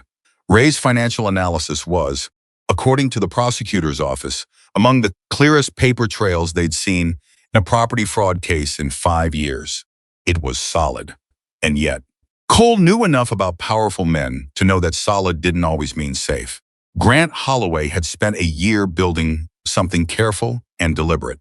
Men who built things that carefully didn't dismantle quietly. He called Bennett at 6. "Talk to me," he said. "Good morning to you too," she said.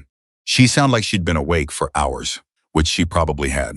Federal prosecutor's office confirmed this morning that the inquiry is active and has been elevated to a full investigation. That happened yesterday afternoon, but I couldn't tell you on an open line. What does elevated mean in practical terms? Cole said. It means federal agents will be present at today's hearing, Bennett said. Not visibly. They'll be in the room, but you won't know which ones they are.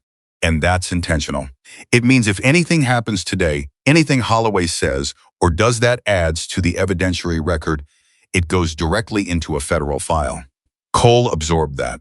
He doesn't know they're coming. He doesn't know the investigation exists, Bennett said.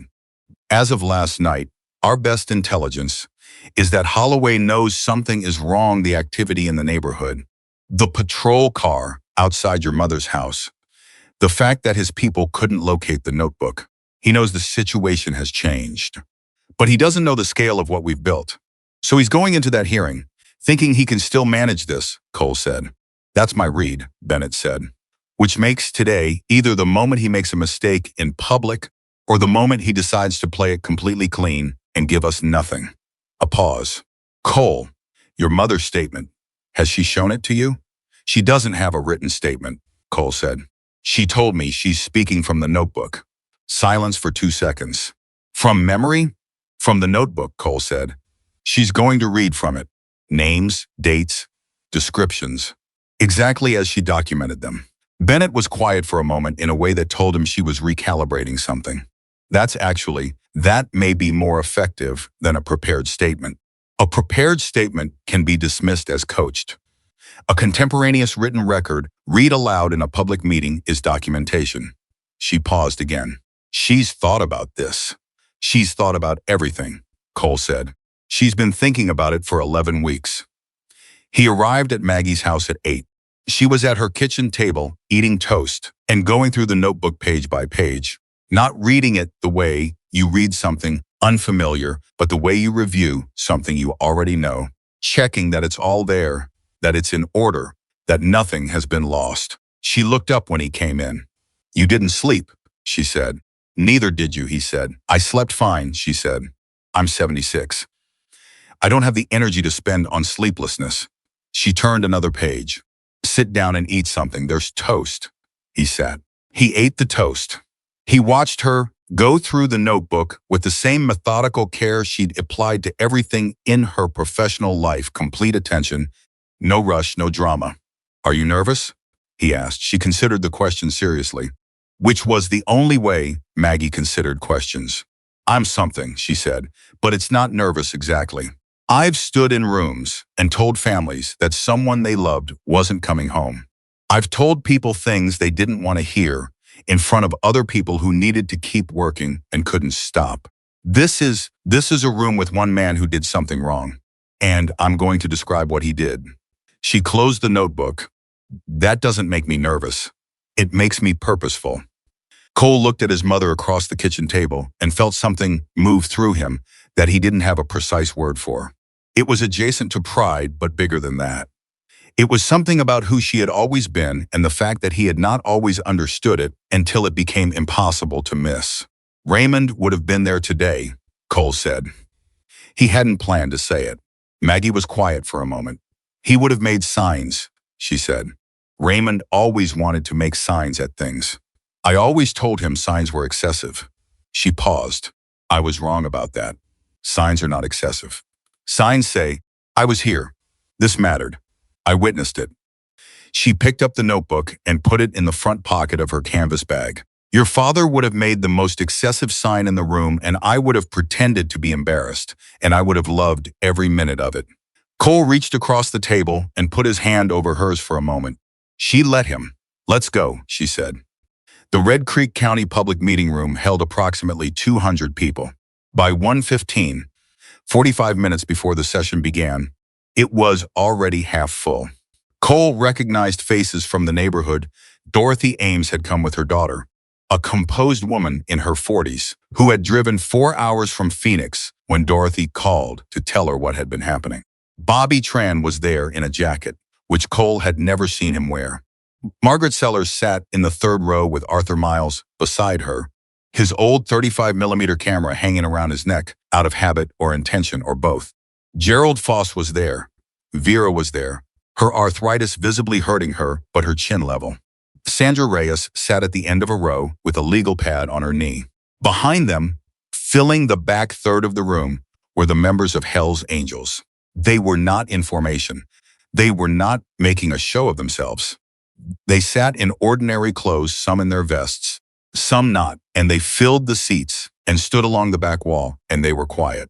The kind of quiet that takes up space. The kind of quiet that says, we are here, we know why we are here, and we are not leaving. Cole saw two people he didn't recognize sitting separately in different parts of the room. Neither of them looked at him. He looked away. Federal agents, had to be. The planning board members filed in at 1:58. 9 people, taking their seats at the front table with the particular manner of civic officials, slightly self-important, slightly bored, managing the tension between those two states. Grant Holloway came in fourth.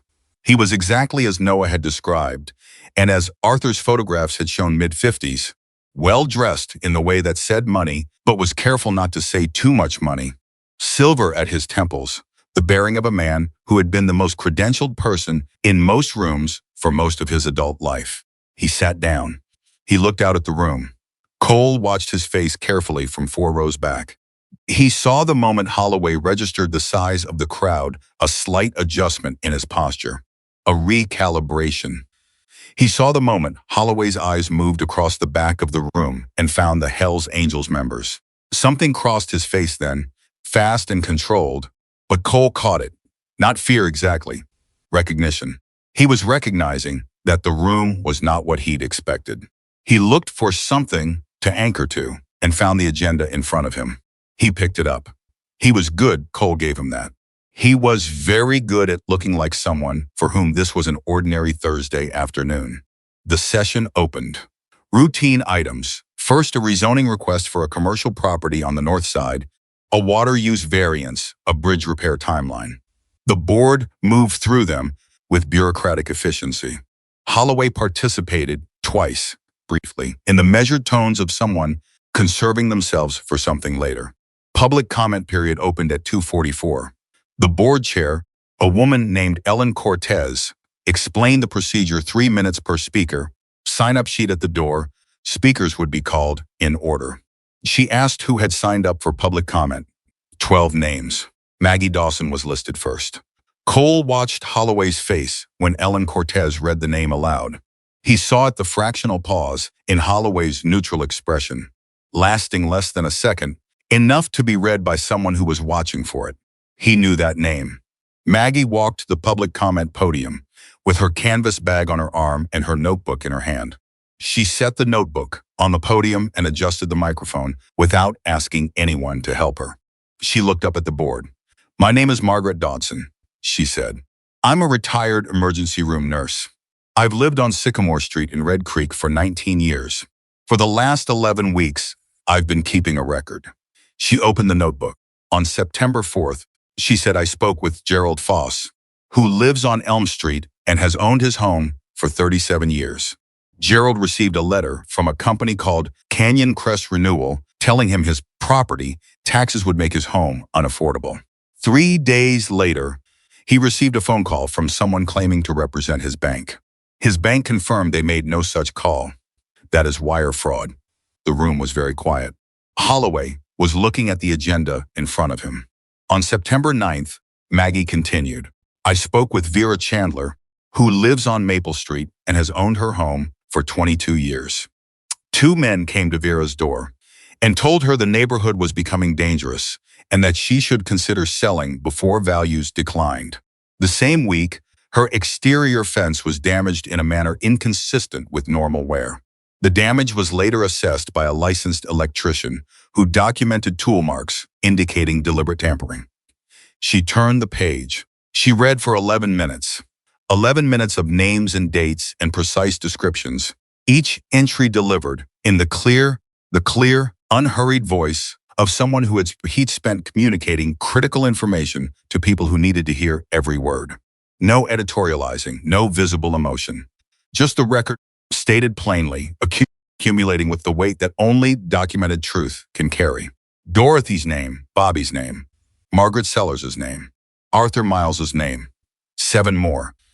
When she reached the entry for Arthur Miles, she read, "On October 12th, Arthur Miles, 83 years old, and a retired journalist of 40 years standing, photographed 2 individuals in a vehicle, registered to Redline Services, LL Seducting outside the residence of Robert Tran on Fulton Street.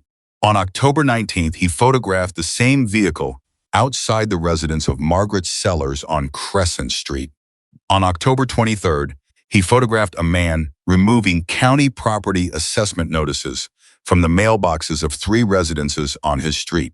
Those photographs have been provided to law enforcement and are part of an active investigation." She said it plainly. She didn't look at Holloway, but everyone else in the room did. Holloway had stopped looking at the agenda. Ellen Cortez leaned toward her microphone. "Ms. Dawson, the board appreciates your—" "I have 47 seconds remaining," Maggie said, without looking up from the notebook. Cortez sat back. "I am not here to accuse anyone," Maggie said. "I am here to describe what I have witnessed in this neighborhood over 11 weeks, because these are public meetings, and these are the records of what has happened to people who pay taxes in this county and deserve to be safe in their homes. 21 people told me what I have just described. 21 people. Some of them are in this room today." She looked up. She looked at the board, not at any one member. "What you do with that information is your responsibility. What I did with it was mine." She picked up her notebook and returned to her seat. The room remained quiet for a beat, not the quiet of emptiness, but the weighted quiet of a space where something significant has just occurred and everyone present knows it. Then Dorothy Ames's daughter, sitting in the 3rd row, began to applaud. It spread.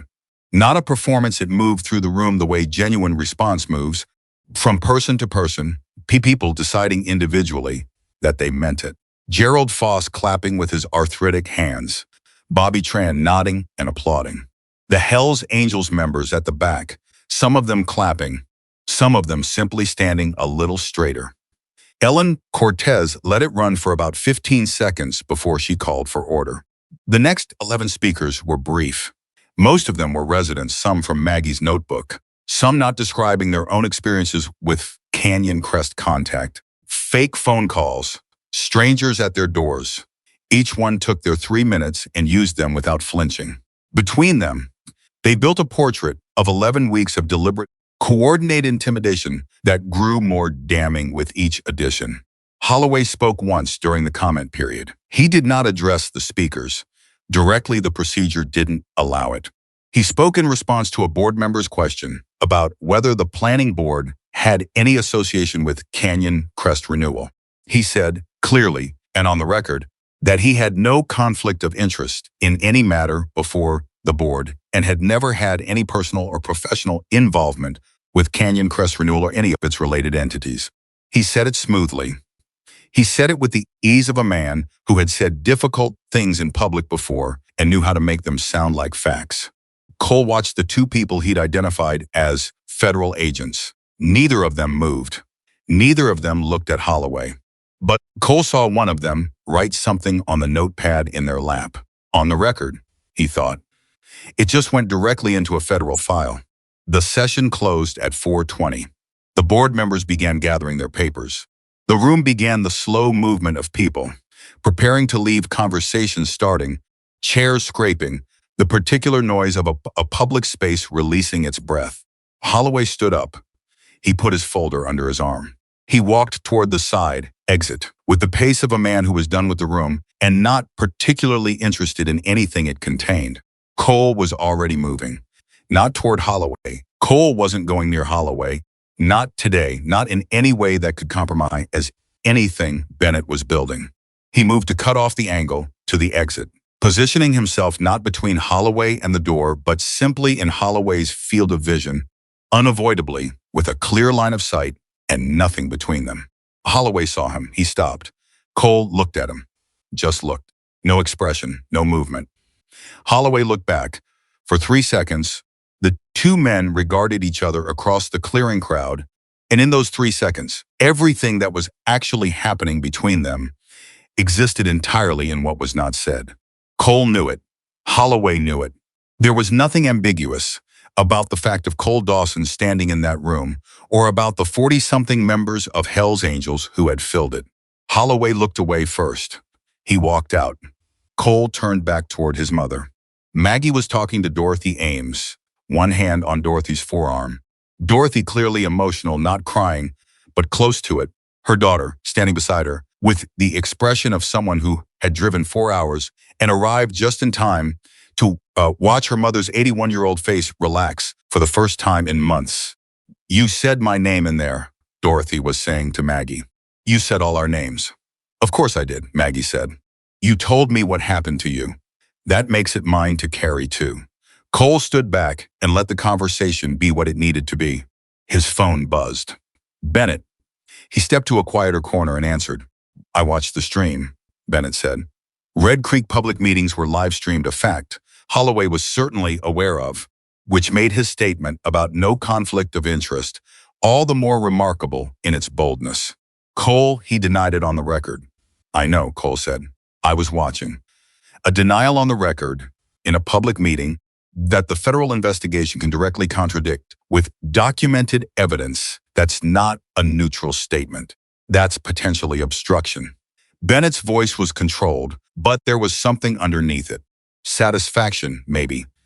The kind that comes from watching a well-built case find its moment. The federal team was there. I spoke to the lead agent outside the building 10 minutes ago. They're moving the timeline up. What does that mean? Cole said. It means the arrest warrants that were in preparation are being expedited, she said. Cole, I need you to take your mother home and keep her there tonight. I need your people off the street, not because it isn't safe, but because I need a clean field for what happens next. When? Cole said. Soon, she said. I can't be more specific than that on this line. A pause. Tell your mother she did something remarkable today. Cole ended the call. He went to his mother. She was still with Dorothy, and now Gerald Foss had joined them, and Bobby Tran, and Arthur Miles, who had his camera hanging at his side, like he'd decided not to use it and then changed his mind and decided to let the moment be just the moment. Cole touched Maggie's elbow. Time to go, he said quietly. She looked at his face and read it immediately. All right, she said. She said her goodbyes, unhurried. Because Maggie was never hurried about goodbyes, she believed they deserved to be proper, and then she walked with Cole out of the building and into the afternoon heat. They sat in Cole's truck. Neither of them spoke for a moment. He denied it, Maggie said, on the record. I know, Cole said. That man stood up in a public meeting and denied everything she said. Her voice was very even. He looked at the board, and he looked at the room full of people he spent a year frightening out of their homes. And he lied. I know, Cole said again. How long have you known men like that, she asked. Cole thought about it honestly. My whole life, he said. Men who believe they can say whatever is convenient because the people they're talking to don't have enough power to make the truth matter. Maggie was quiet. She looked out through the windshield. He was wrong about that today, she said. He was wrong about that from the beginning, Cole said. He just didn't know it yet. He drove her home. He sat with her in her kitchen until 8 o'clock. They talked not about the hearing or the investigation, but about other things. Raymond. Cole's teenage years, the years that hadn't been easy, the period when he'd been angry at everything, and Maggie had let him be angry without letting him become it. Her years in the ER. Things she'd seen there that she'd never described to him in detail and described now with the particular freedom of someone who had been carrying weight for a long time and had decided the time for carrying it alone was over. He didn't know it then, but it was the last ordinary evening they would have for a while. At 6:47 the next morning, Cole was in his kitchen when his phone rang. A number he didn't know. He almost didn't answer. He answered. Mr. Dawson, a man's voice. Even professional, with the particular flatness of someone who dealt in facts for a living. My name is Special Agent David Kwan. I'm calling to let you know that at 6:15 this morning, Grant Holloway was arrested at his residence. He has been charged with conspiracy to commit fraud, wire fraud, coercion, federal mail theft, breaking and entering, and exploitation of vulnerable adults. His attorney has been contacted. His company's accounts have been frozen pending investigation. A brief pause. I'm calling because Chief Bennett asked me to call you personally before the information becomes public. Another pause. She said you'd want to hear it from a voice, not a notification. Cole stood in his kitchen with the early morning light coming through the window. Thank you, he said. Chief Bennett also asked me to convey a message, Agent Kwan said. She said to tell you the notebook held up. She said you'd know what that meant. I do, Cole said. He ended the call. He stood there for another full minute. He wasn't sure what he was feeling exactly. It was too many things layered together to name individually. Relief was part of it. The particular exhaustion of sustained alertness finally releasing. And something else, something he hadn't expected, grief. Maybe not for what was happening, but for the fact that it had needed to happen at all. For Dorothy Ames, unlocking her door for two strangers because they said they were from the city. For Bobby Tran's fence forced open deliberately. For 11 weeks of Maggie walking her route and writing in a notebook because she could see what was happening and couldn't make anyone else see it yet. He called his mother. She answered on the second ring.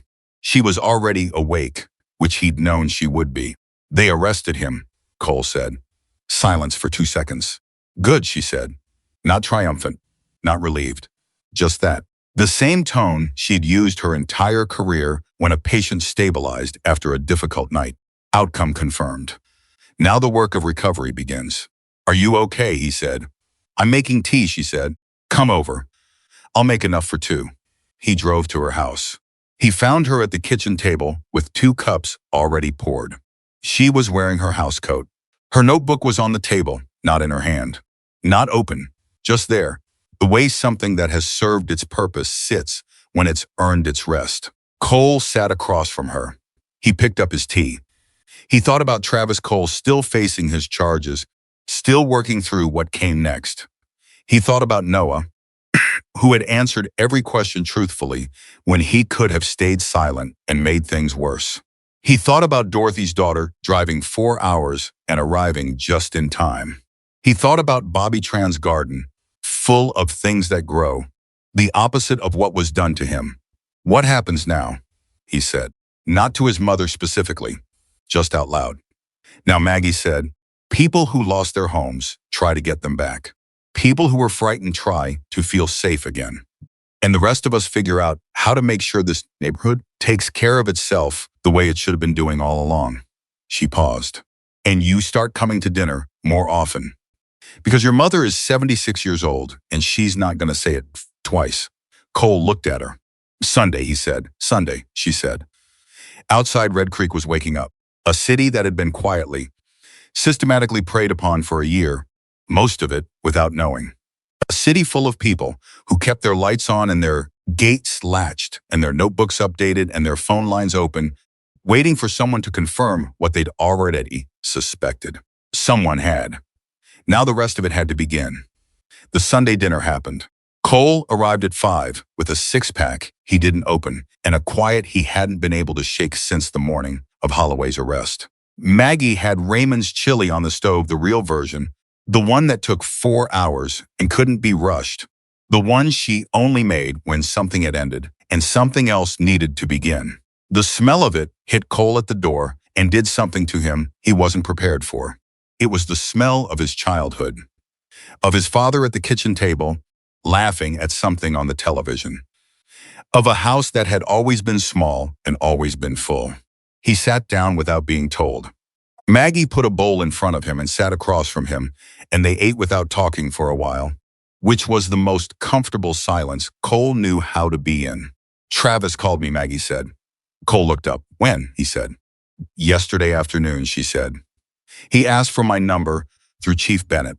She asked me first whether I wanted to receive the call. I said yes.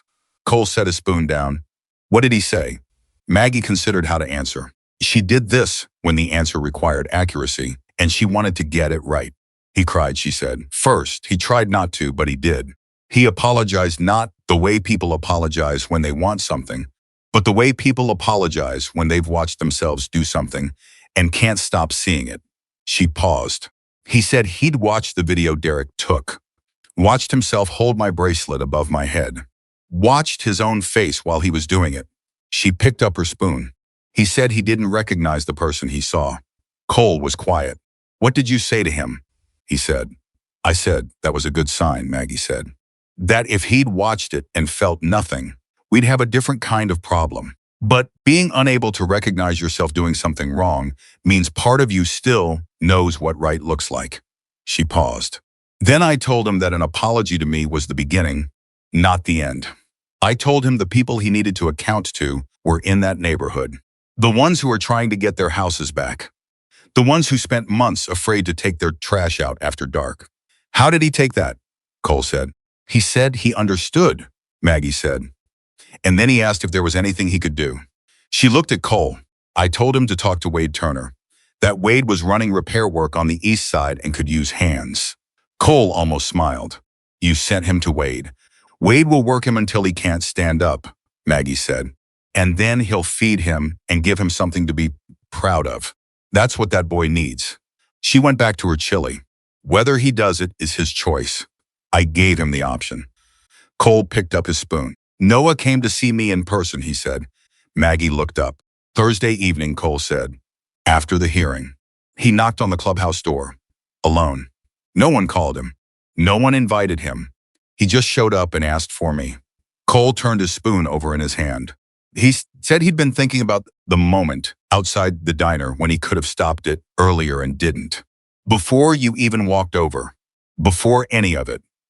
He said Travis made the first comment to the old veteran and Noah thought about saying something and then didn't because it seemed easier not to. That's the moment, Maggie said quietly. That's always the moment, Cole agreed. He said he understood now that the cost of easier was everything that came after. Cole set the spoon down again. He asked if he could do anything. I told him to start with his own neighborhood. I told him to look for the moments where the easier thing and the right thing diverge, and to practice choosing right, even in small ways, until it starts to feel like the easier thing, because eventually it does. Maggie looked at her son. When did you figure that out? She said. Took me until about 30, Cole said. You were a slow learner, she said. I had a good teacher, he said. She reached over and touched his hand once, briefly, The way she'd done his whole life, not a prolonged gesture, not sentimental, just the touch that said, I hear you. I'm here. That's enough. The chili was good. They finished it.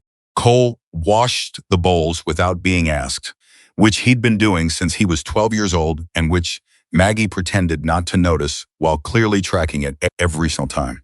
The work in Red Creek's east side didn't stop because Holloway was arrested. If anything, it accelerated because the arrest had done something that months of quiet intimidation had almost undone. It had made people believe again that the situation was real, that they hadn't imagined the pressure and the fear, that when they'd told their neighbors something was wrong, they'd been telling the truth. When people feel believed, they start moving. They stop waiting. They show up. Wade Turner had a crew of 9 by the following Monday for Hell's Angels members. Travis Cole, on his second day, 2 of Bobby Tran's adult grandchildren, who'd driven in from Tucson and decided to stay through the weekend, and Dorothy Ames's daughter, Jennifer, who had taken an unplanned week of leave from her job in Phoenix and was, by Wade's assessment, the hardest worker on the crew by a considerable margin. She works like someone who's making up for something. Wade told Cole on the phone that Monday. She couldn't protect her mother, Cole said. She didn't know what was happening. She's protecting her now, Wade said. Every fence post she puts in. Travis didn't talk much the first 2 days. He showed up, he worked, he did exactly what Wade told him, and then he did the next thing without being asked again. Wade had a particular way of running a crew. He didn't manage people's feelings. He assigned them tasks that required their full attention, and he let the work itself do the rest. It was effective. It had always been effective. Cole had watched it work on 24 men over 20 years who came to Hell's Angels carrying things they didn't know how to put down. On the third day, Travis was replacing floorboards on Gerald Foss's front porch when Gerald came outside to watch. Gerald was 78 and moved slowly, but he lowered himself into his porch chair with the dignity of a man on his own property and watched Travis work. They didn't speak for a while. Then Gerald said, "You're one of the boys from the diner." Travis stopped working. He looked up at Gerald. He didn't say anything for a moment. "Yes, sir," he said. Gerald looked at him. "You do good porch work," he said. Travis looked back down at the boards. "Thank you, sir. My wife and I used to sit on this porch every evening," Gerald said. 41 years we did that. She passed 3 years ago. I still sit here, out of habit maybe. Or because it feels like something she'd want me to keep doing." Travis kept working, but his hands had slowed slightly. "When those men came to my door and told me to sell," Gerald said, "the thing that hurt most wasn't the financial pressure. It was the thought of leaving this porch, of some developer tearing it down to build something that didn't have any of us in it." He paused. "I don't say that to make you feel worse." "I know," Travis said quietly. "I say it because I think you should understand what you were part of," Gerald said. "Not to punish you, but because understanding it fully is the only thing that makes the rest of your life go a different direction than that afternoon did." Travis stopped working entirely. He sat back on his heels. He didn't look at Gerald, but he wasn't pretending to work either. "I understood it the minute those motorcycles came around the corner," he said. "I understood it before that, actually. When Mrs. Dawson asked for her bracelet back the second time and I held it higher." His jaw moved. "I knew. I just kept going anyway." "That's the hardest thing to admit," Gerald said. "That you knew." "Yes, sir," Travis said. Gerald was quiet for a moment. "Well," he said, "the porch still needs fixing, and you're here fixing it. That's not nothing." Travis picked up his tool and went back to work. Cole heard about that conversation from Wade, who'd heard it from Bobby Tran's grandson, who'd been working in the side yard close enough to hear. The stories moved through the crew, the way stories move through groups of people, doing physical work side by side, naturally, without announcement, because there's something about shared labor that opens people up. Bennett called Cole that Wednesday with the first update from the federal investigation. "The property fraud charges are solid," she said. "The prosecutor is extremely confident. The wire fraud, the fake bank calls, ties directly back to a call center subcontracted through one of Holloway's subsidiary companies. They have records. The residents who were called, Cole said. They get their money back? The fraudulent transactions are being reviewed, Bennett said. 2 residents who sold have already been contacted by the federal team. Both sales are likely to be voided, the properties returned, and the difference in value compensated. The other 7 are in process. A pause. Cole, some of those people had already spent the money. Relocated. Started over. It won't be simple for all of them. But it's possible, Cole said. It's possible, she confirmed. For most of them. What about Holloway's people on the planning board? Cole said. The ones who may have had access to the highway information. That's a separate but parallel investigation, Bennett said carefully. I'm not at liberty to say more than that. But I will say that Grant Holloway, facing the charges he's facing, has had several conversations with his attorney about the value of cooperation. He's talking, Cole said. I didn't say that, Bennett said. You did not say it, Cole said. A pause that lasted exactly long enough to confirm what she wasn't saying.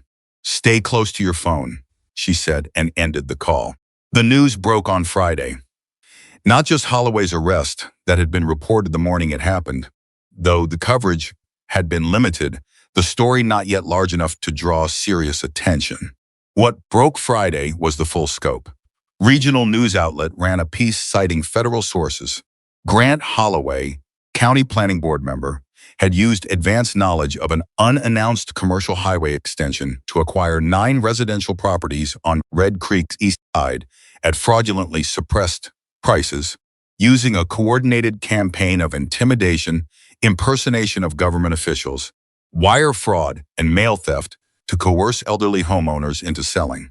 3 additional planning board members were under investigation for potential disclosure violations regarding the highway information. The story named Canyon Crest Renewal. It named Redline Services. It named the middleman who'd hired Travis and Derek and Noah. It named Grant Holloway 17 times. It mentioned a retired nurse who had kept a written record of the campaign for 11 weeks before any official investigation began. It quoted her notebook directly 3 entries, all factual, all precise, all devastating, in the way that plain documented truth is always devastating when set against the elaborate architecture of a lie. Cole read the article at his kitchen table at 6:50 Friday morning and called his mother. Have you seen it? He said. Arthur called me at 6, she said. He read me the relevant sections. How do you feel?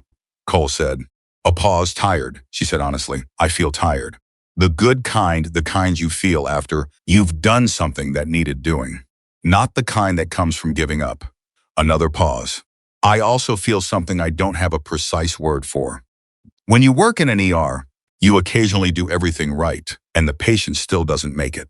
And you occasionally do everything right, and the patient does make it, and you're standing there at the end, thinking that mattered. What I just did mattered. She paused. It's been a long time since I felt that clearly. Cole was quiet for a moment. 11 weeks, he said. 11 weeks, she agreed. He heard her put the kettle on. Come Sunday, she said, and bring Wade. And whoever else needs a meal, he came Sunday. He brought Wade, and Daniel and Ray, who brought his wife for the first time, a quiet, sharp-eyed woman named Claire, who assessed Maggie's kitchen in about 30 seconds and immediately asked if she could help with anything, which told Cole everything he needed to know about Ray's marriage. He brought Sandra Reyes, who arrived with a bottle of wine and a thick folder of documents she refused to discuss until after dinner. He brought Arthur Miles, who came with his 35mm camera and took photographs of everything, not intrusively, but thoroughly, with the instinct of someone who understood that certain moments deserved a record. Noah came. Cole had called him Thursday and said only, Sunday dinner, Maggie's house, 5 o'clock. Noah had been quiet for a moment and then said he'd be there. He arrived at 5 on the dot, in a clean shirt, with a paper bag from the bakery on Elm Street, 2 pies, apple and peach, wrapped carefully. The kind of offering that says, I didn't know what to bring, but I wanted to bring something that would be useful. Maggie took the pies and looked at him. You're thinner than when I saw you last, she said. I haven't been eating great, Noah admitted. Sit down, she said. That's what we're fixing tonight. He sat. He was quiet at first, clearly uncertain about his place in the room. But Wade asked him something about cars and opening, and so to natural. It took a minute to realize it was deliberate. And Noah answered, and the conversation opened from there, the way conversations do when the people in the room are genuinely interested in who else is there. Travis didn't come. Cole hadn't expected him to, not yet. There were levels to this, distances, that needed to be crossed in the right order. Travis was 2 weeks into a repair crew, and a process that would take considerably longer than 2 weeks. His place in this room would come when he'd earned it through consistent, sustained action over time. Maggie understood that. Cole understood it. And in some way that Cole suspected was one of the better things about the situation, Travis himself understood it. After dinner, Sandra opened her folder. I want to present something to the group, she said. Not tonight in detail. Tonight is dinner. But I want to put the idea on the table. Everyone around Maggie's kitchen table looked at her. The East Side needs something permanent, Sandra said. Not just repairs and escorts and individual help. A structure. A place where elderly residents can get transportation assistance, home repair assessment, legal guidance, companionship, and emergency support without having to call in favors or wait for someone to notice they need help. She looked around the table. I've been in conversation with a nonprofit attorney. We can establish a community support center as a registered 501(3). The federal restitution from Holloway's case, the portion that doesn't go directly to individual residents, may be eligible to fund initial operations through a victim restitution grant. Silence around the table. Ray said, how long to establish? 3 to 4 months if we move well, Sandra said. Physical location, Ray said. I've identified 2 options, Sandra said. One is a vacant commercial space on Elm Street. Reasonable lease. Accessible by the bus route Maggie uses on her Thursday deliveries. She paused. The second option is the property at 412 Crescent. Maggie looked up sharply. That's the Selby house, she said. That's been empty for 2 years. It's been in probate, Sandra said. But the estate is close to resolution. The family has indicated they'd consider a long-term community lease at a nominal rate rather than a sale, if the use was right. She paused. I spoke to the family attorney on Tuesday. Cole looked at Sandra. You've been working this for a while. Since the day after the hearing, Sandra said without apology. I believe in planning. Maggie was quiet, looking at the table. Not at Sandra, not at the folder, at nothing in particular. The way she looked when she was running through something internally that hadn't finished resolving. What would it be called? She said. That's a conversation for the group, Sandra said. I have no strong feeling about the name. I do, Maggie said. Everyone looked at her. It should be called the Dawson Community Support Center, Cole said. Maggie looked at him. I was going to say the Raymond Dawson Community Support Center, she said quietly, after your father. Cole held her gaze. Something moved between them, the particular currency of shared loss, the understanding that Raymond was present in every part of this, in the bracelet on her wrist and the chili on the stove, and the way Cole had been raised to show up when someone called. That's better than what I said, he told her. She nodded once. Settled. Then that's what it's called, Sandra said, and wrote it in the folder. The center opened 4 months, and 11 days later, on a Saturday in late spring when the Arizona heat was still negotiating with the morning air and hadn't yet won. The Selby house on Crescent Street had been cleaned, repaired, and fitted out by a crew that included Hell's Angels members, Travis Cole, Noah Brooks, both of Bobby Tran's grandsons, Jennifer Ames, who had moved back to Red Creek permanently, and Gerald Foss, who was too old for the heavy work and didn't care, who showed up every Saturday morning with coffee for the crew and a level eye for whether anything was crooked. The sign above the door read, Raymond Dawson Community Support Center, for those who need someone to answer. That last line had been Arthur's suggestion.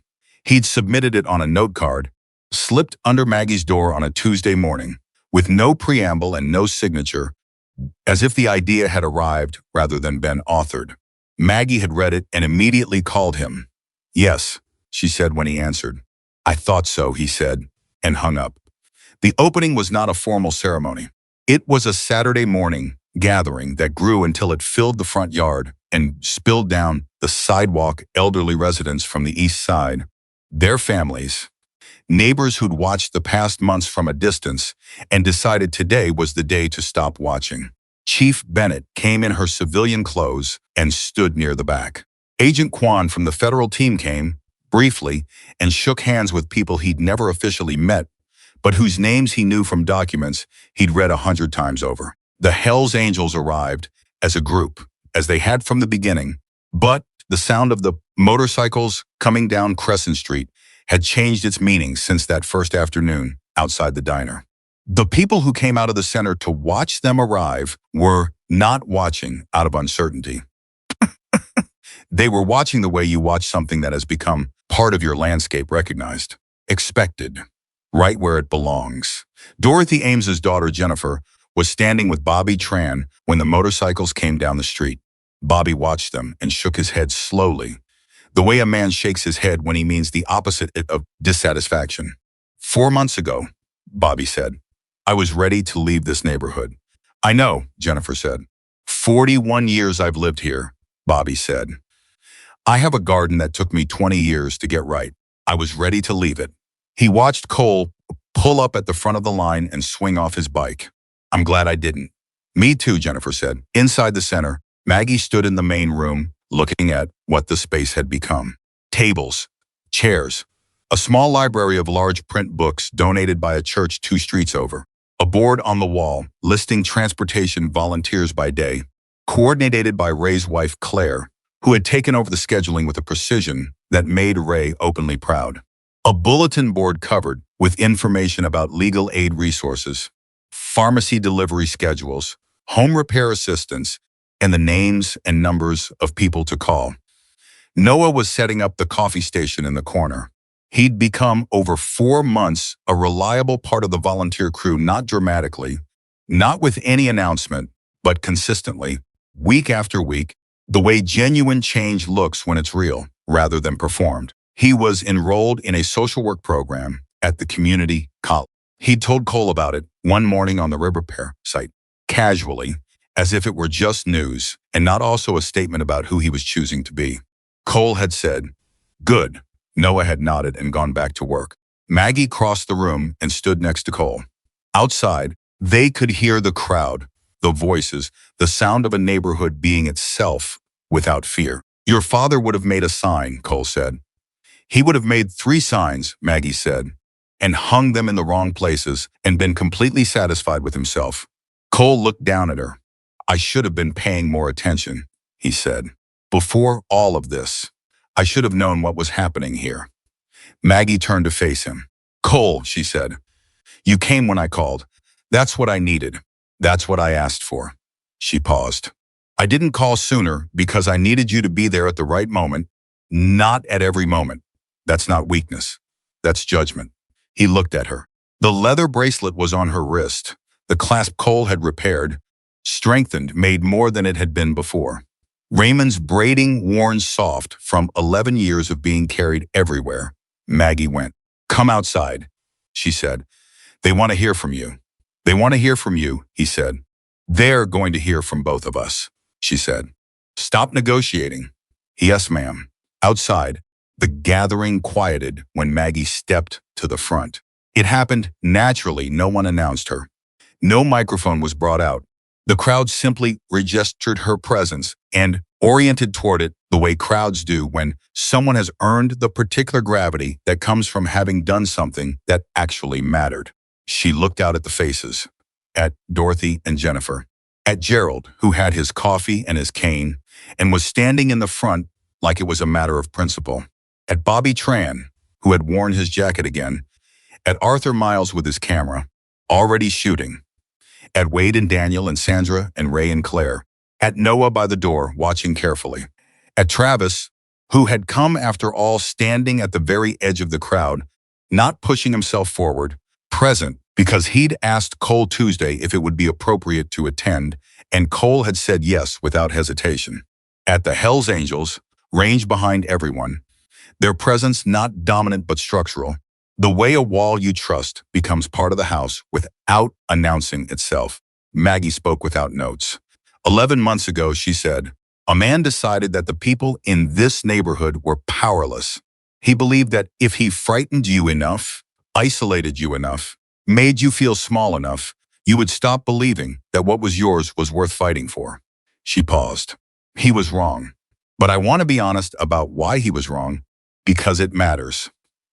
The crowd was very still. He was wrong because you talked to each other, she said. Every one of you who told me something, a letter, a phone call, a stranger at your door, you told me because you still believed someone would listen. You could have stopped believing that. After everything that was done to make you feel alone, you could have decided to stop trying to reach anyone. You didn't. She paused. That's not small. That is everything. She looked at Cole. Cole looked back at her. My son came when I called, she said.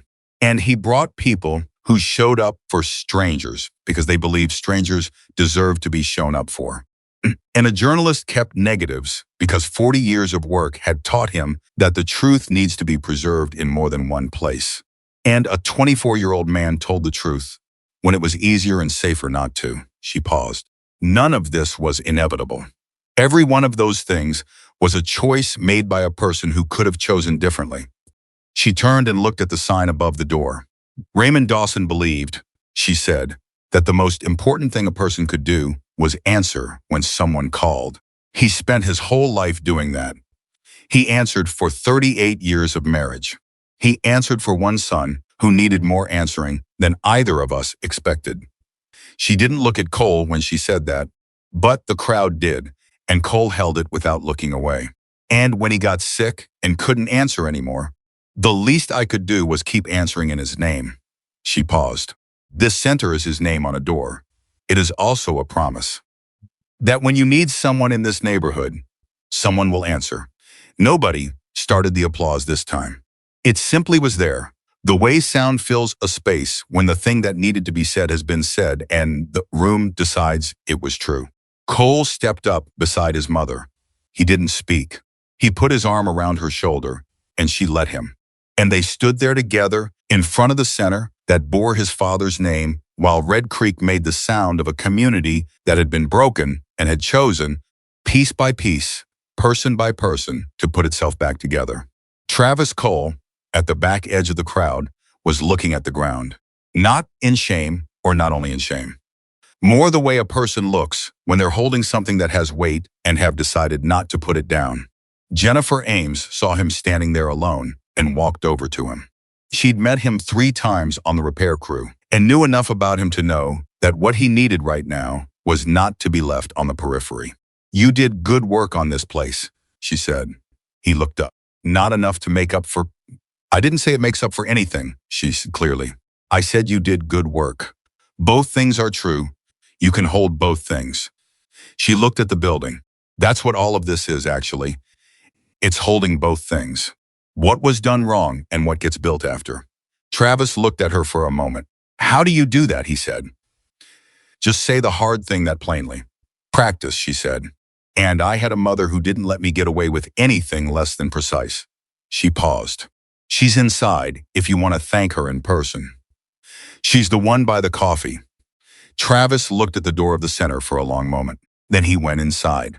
Maggie was pouring coffee when she heard someone stop behind her. She turned. Travis was standing there, clean-shaven. The angry, performative ease completely. Gone from his posture, what was left was just a young man who looked his age, which was 26, and who had in the past 4 months discovered that there was more than one kind of strength, and that the kind he'd been demonstrating outside the diner was the weakest kind. He didn't have a speech prepared. She could see that. I'm sorry, he said. I know I already said it on the phone, but I wanted to say it in person. In the place, he looked around. In the place that exists partly because of what happened. He looked back at her. I don't know if that's the right way to put it. Maggie looked at him for a moment with the steady, complete attention she'd given everyone who'd ever needed it. It's honest, she said. Honest is the right way to put anything. She handed him a cup of coffee. He took it. Wade said you're starting an apprenticeship next month, she said. Automotive, he said. Cole set it up. I didn't ask him to. He just called me and said there was a position if I wanted it. He looked at the cup. I don't understand why he did that. Because he's his father's son, Maggie said simply. And his father believed in answering when someone needed something, even before they knew how to ask.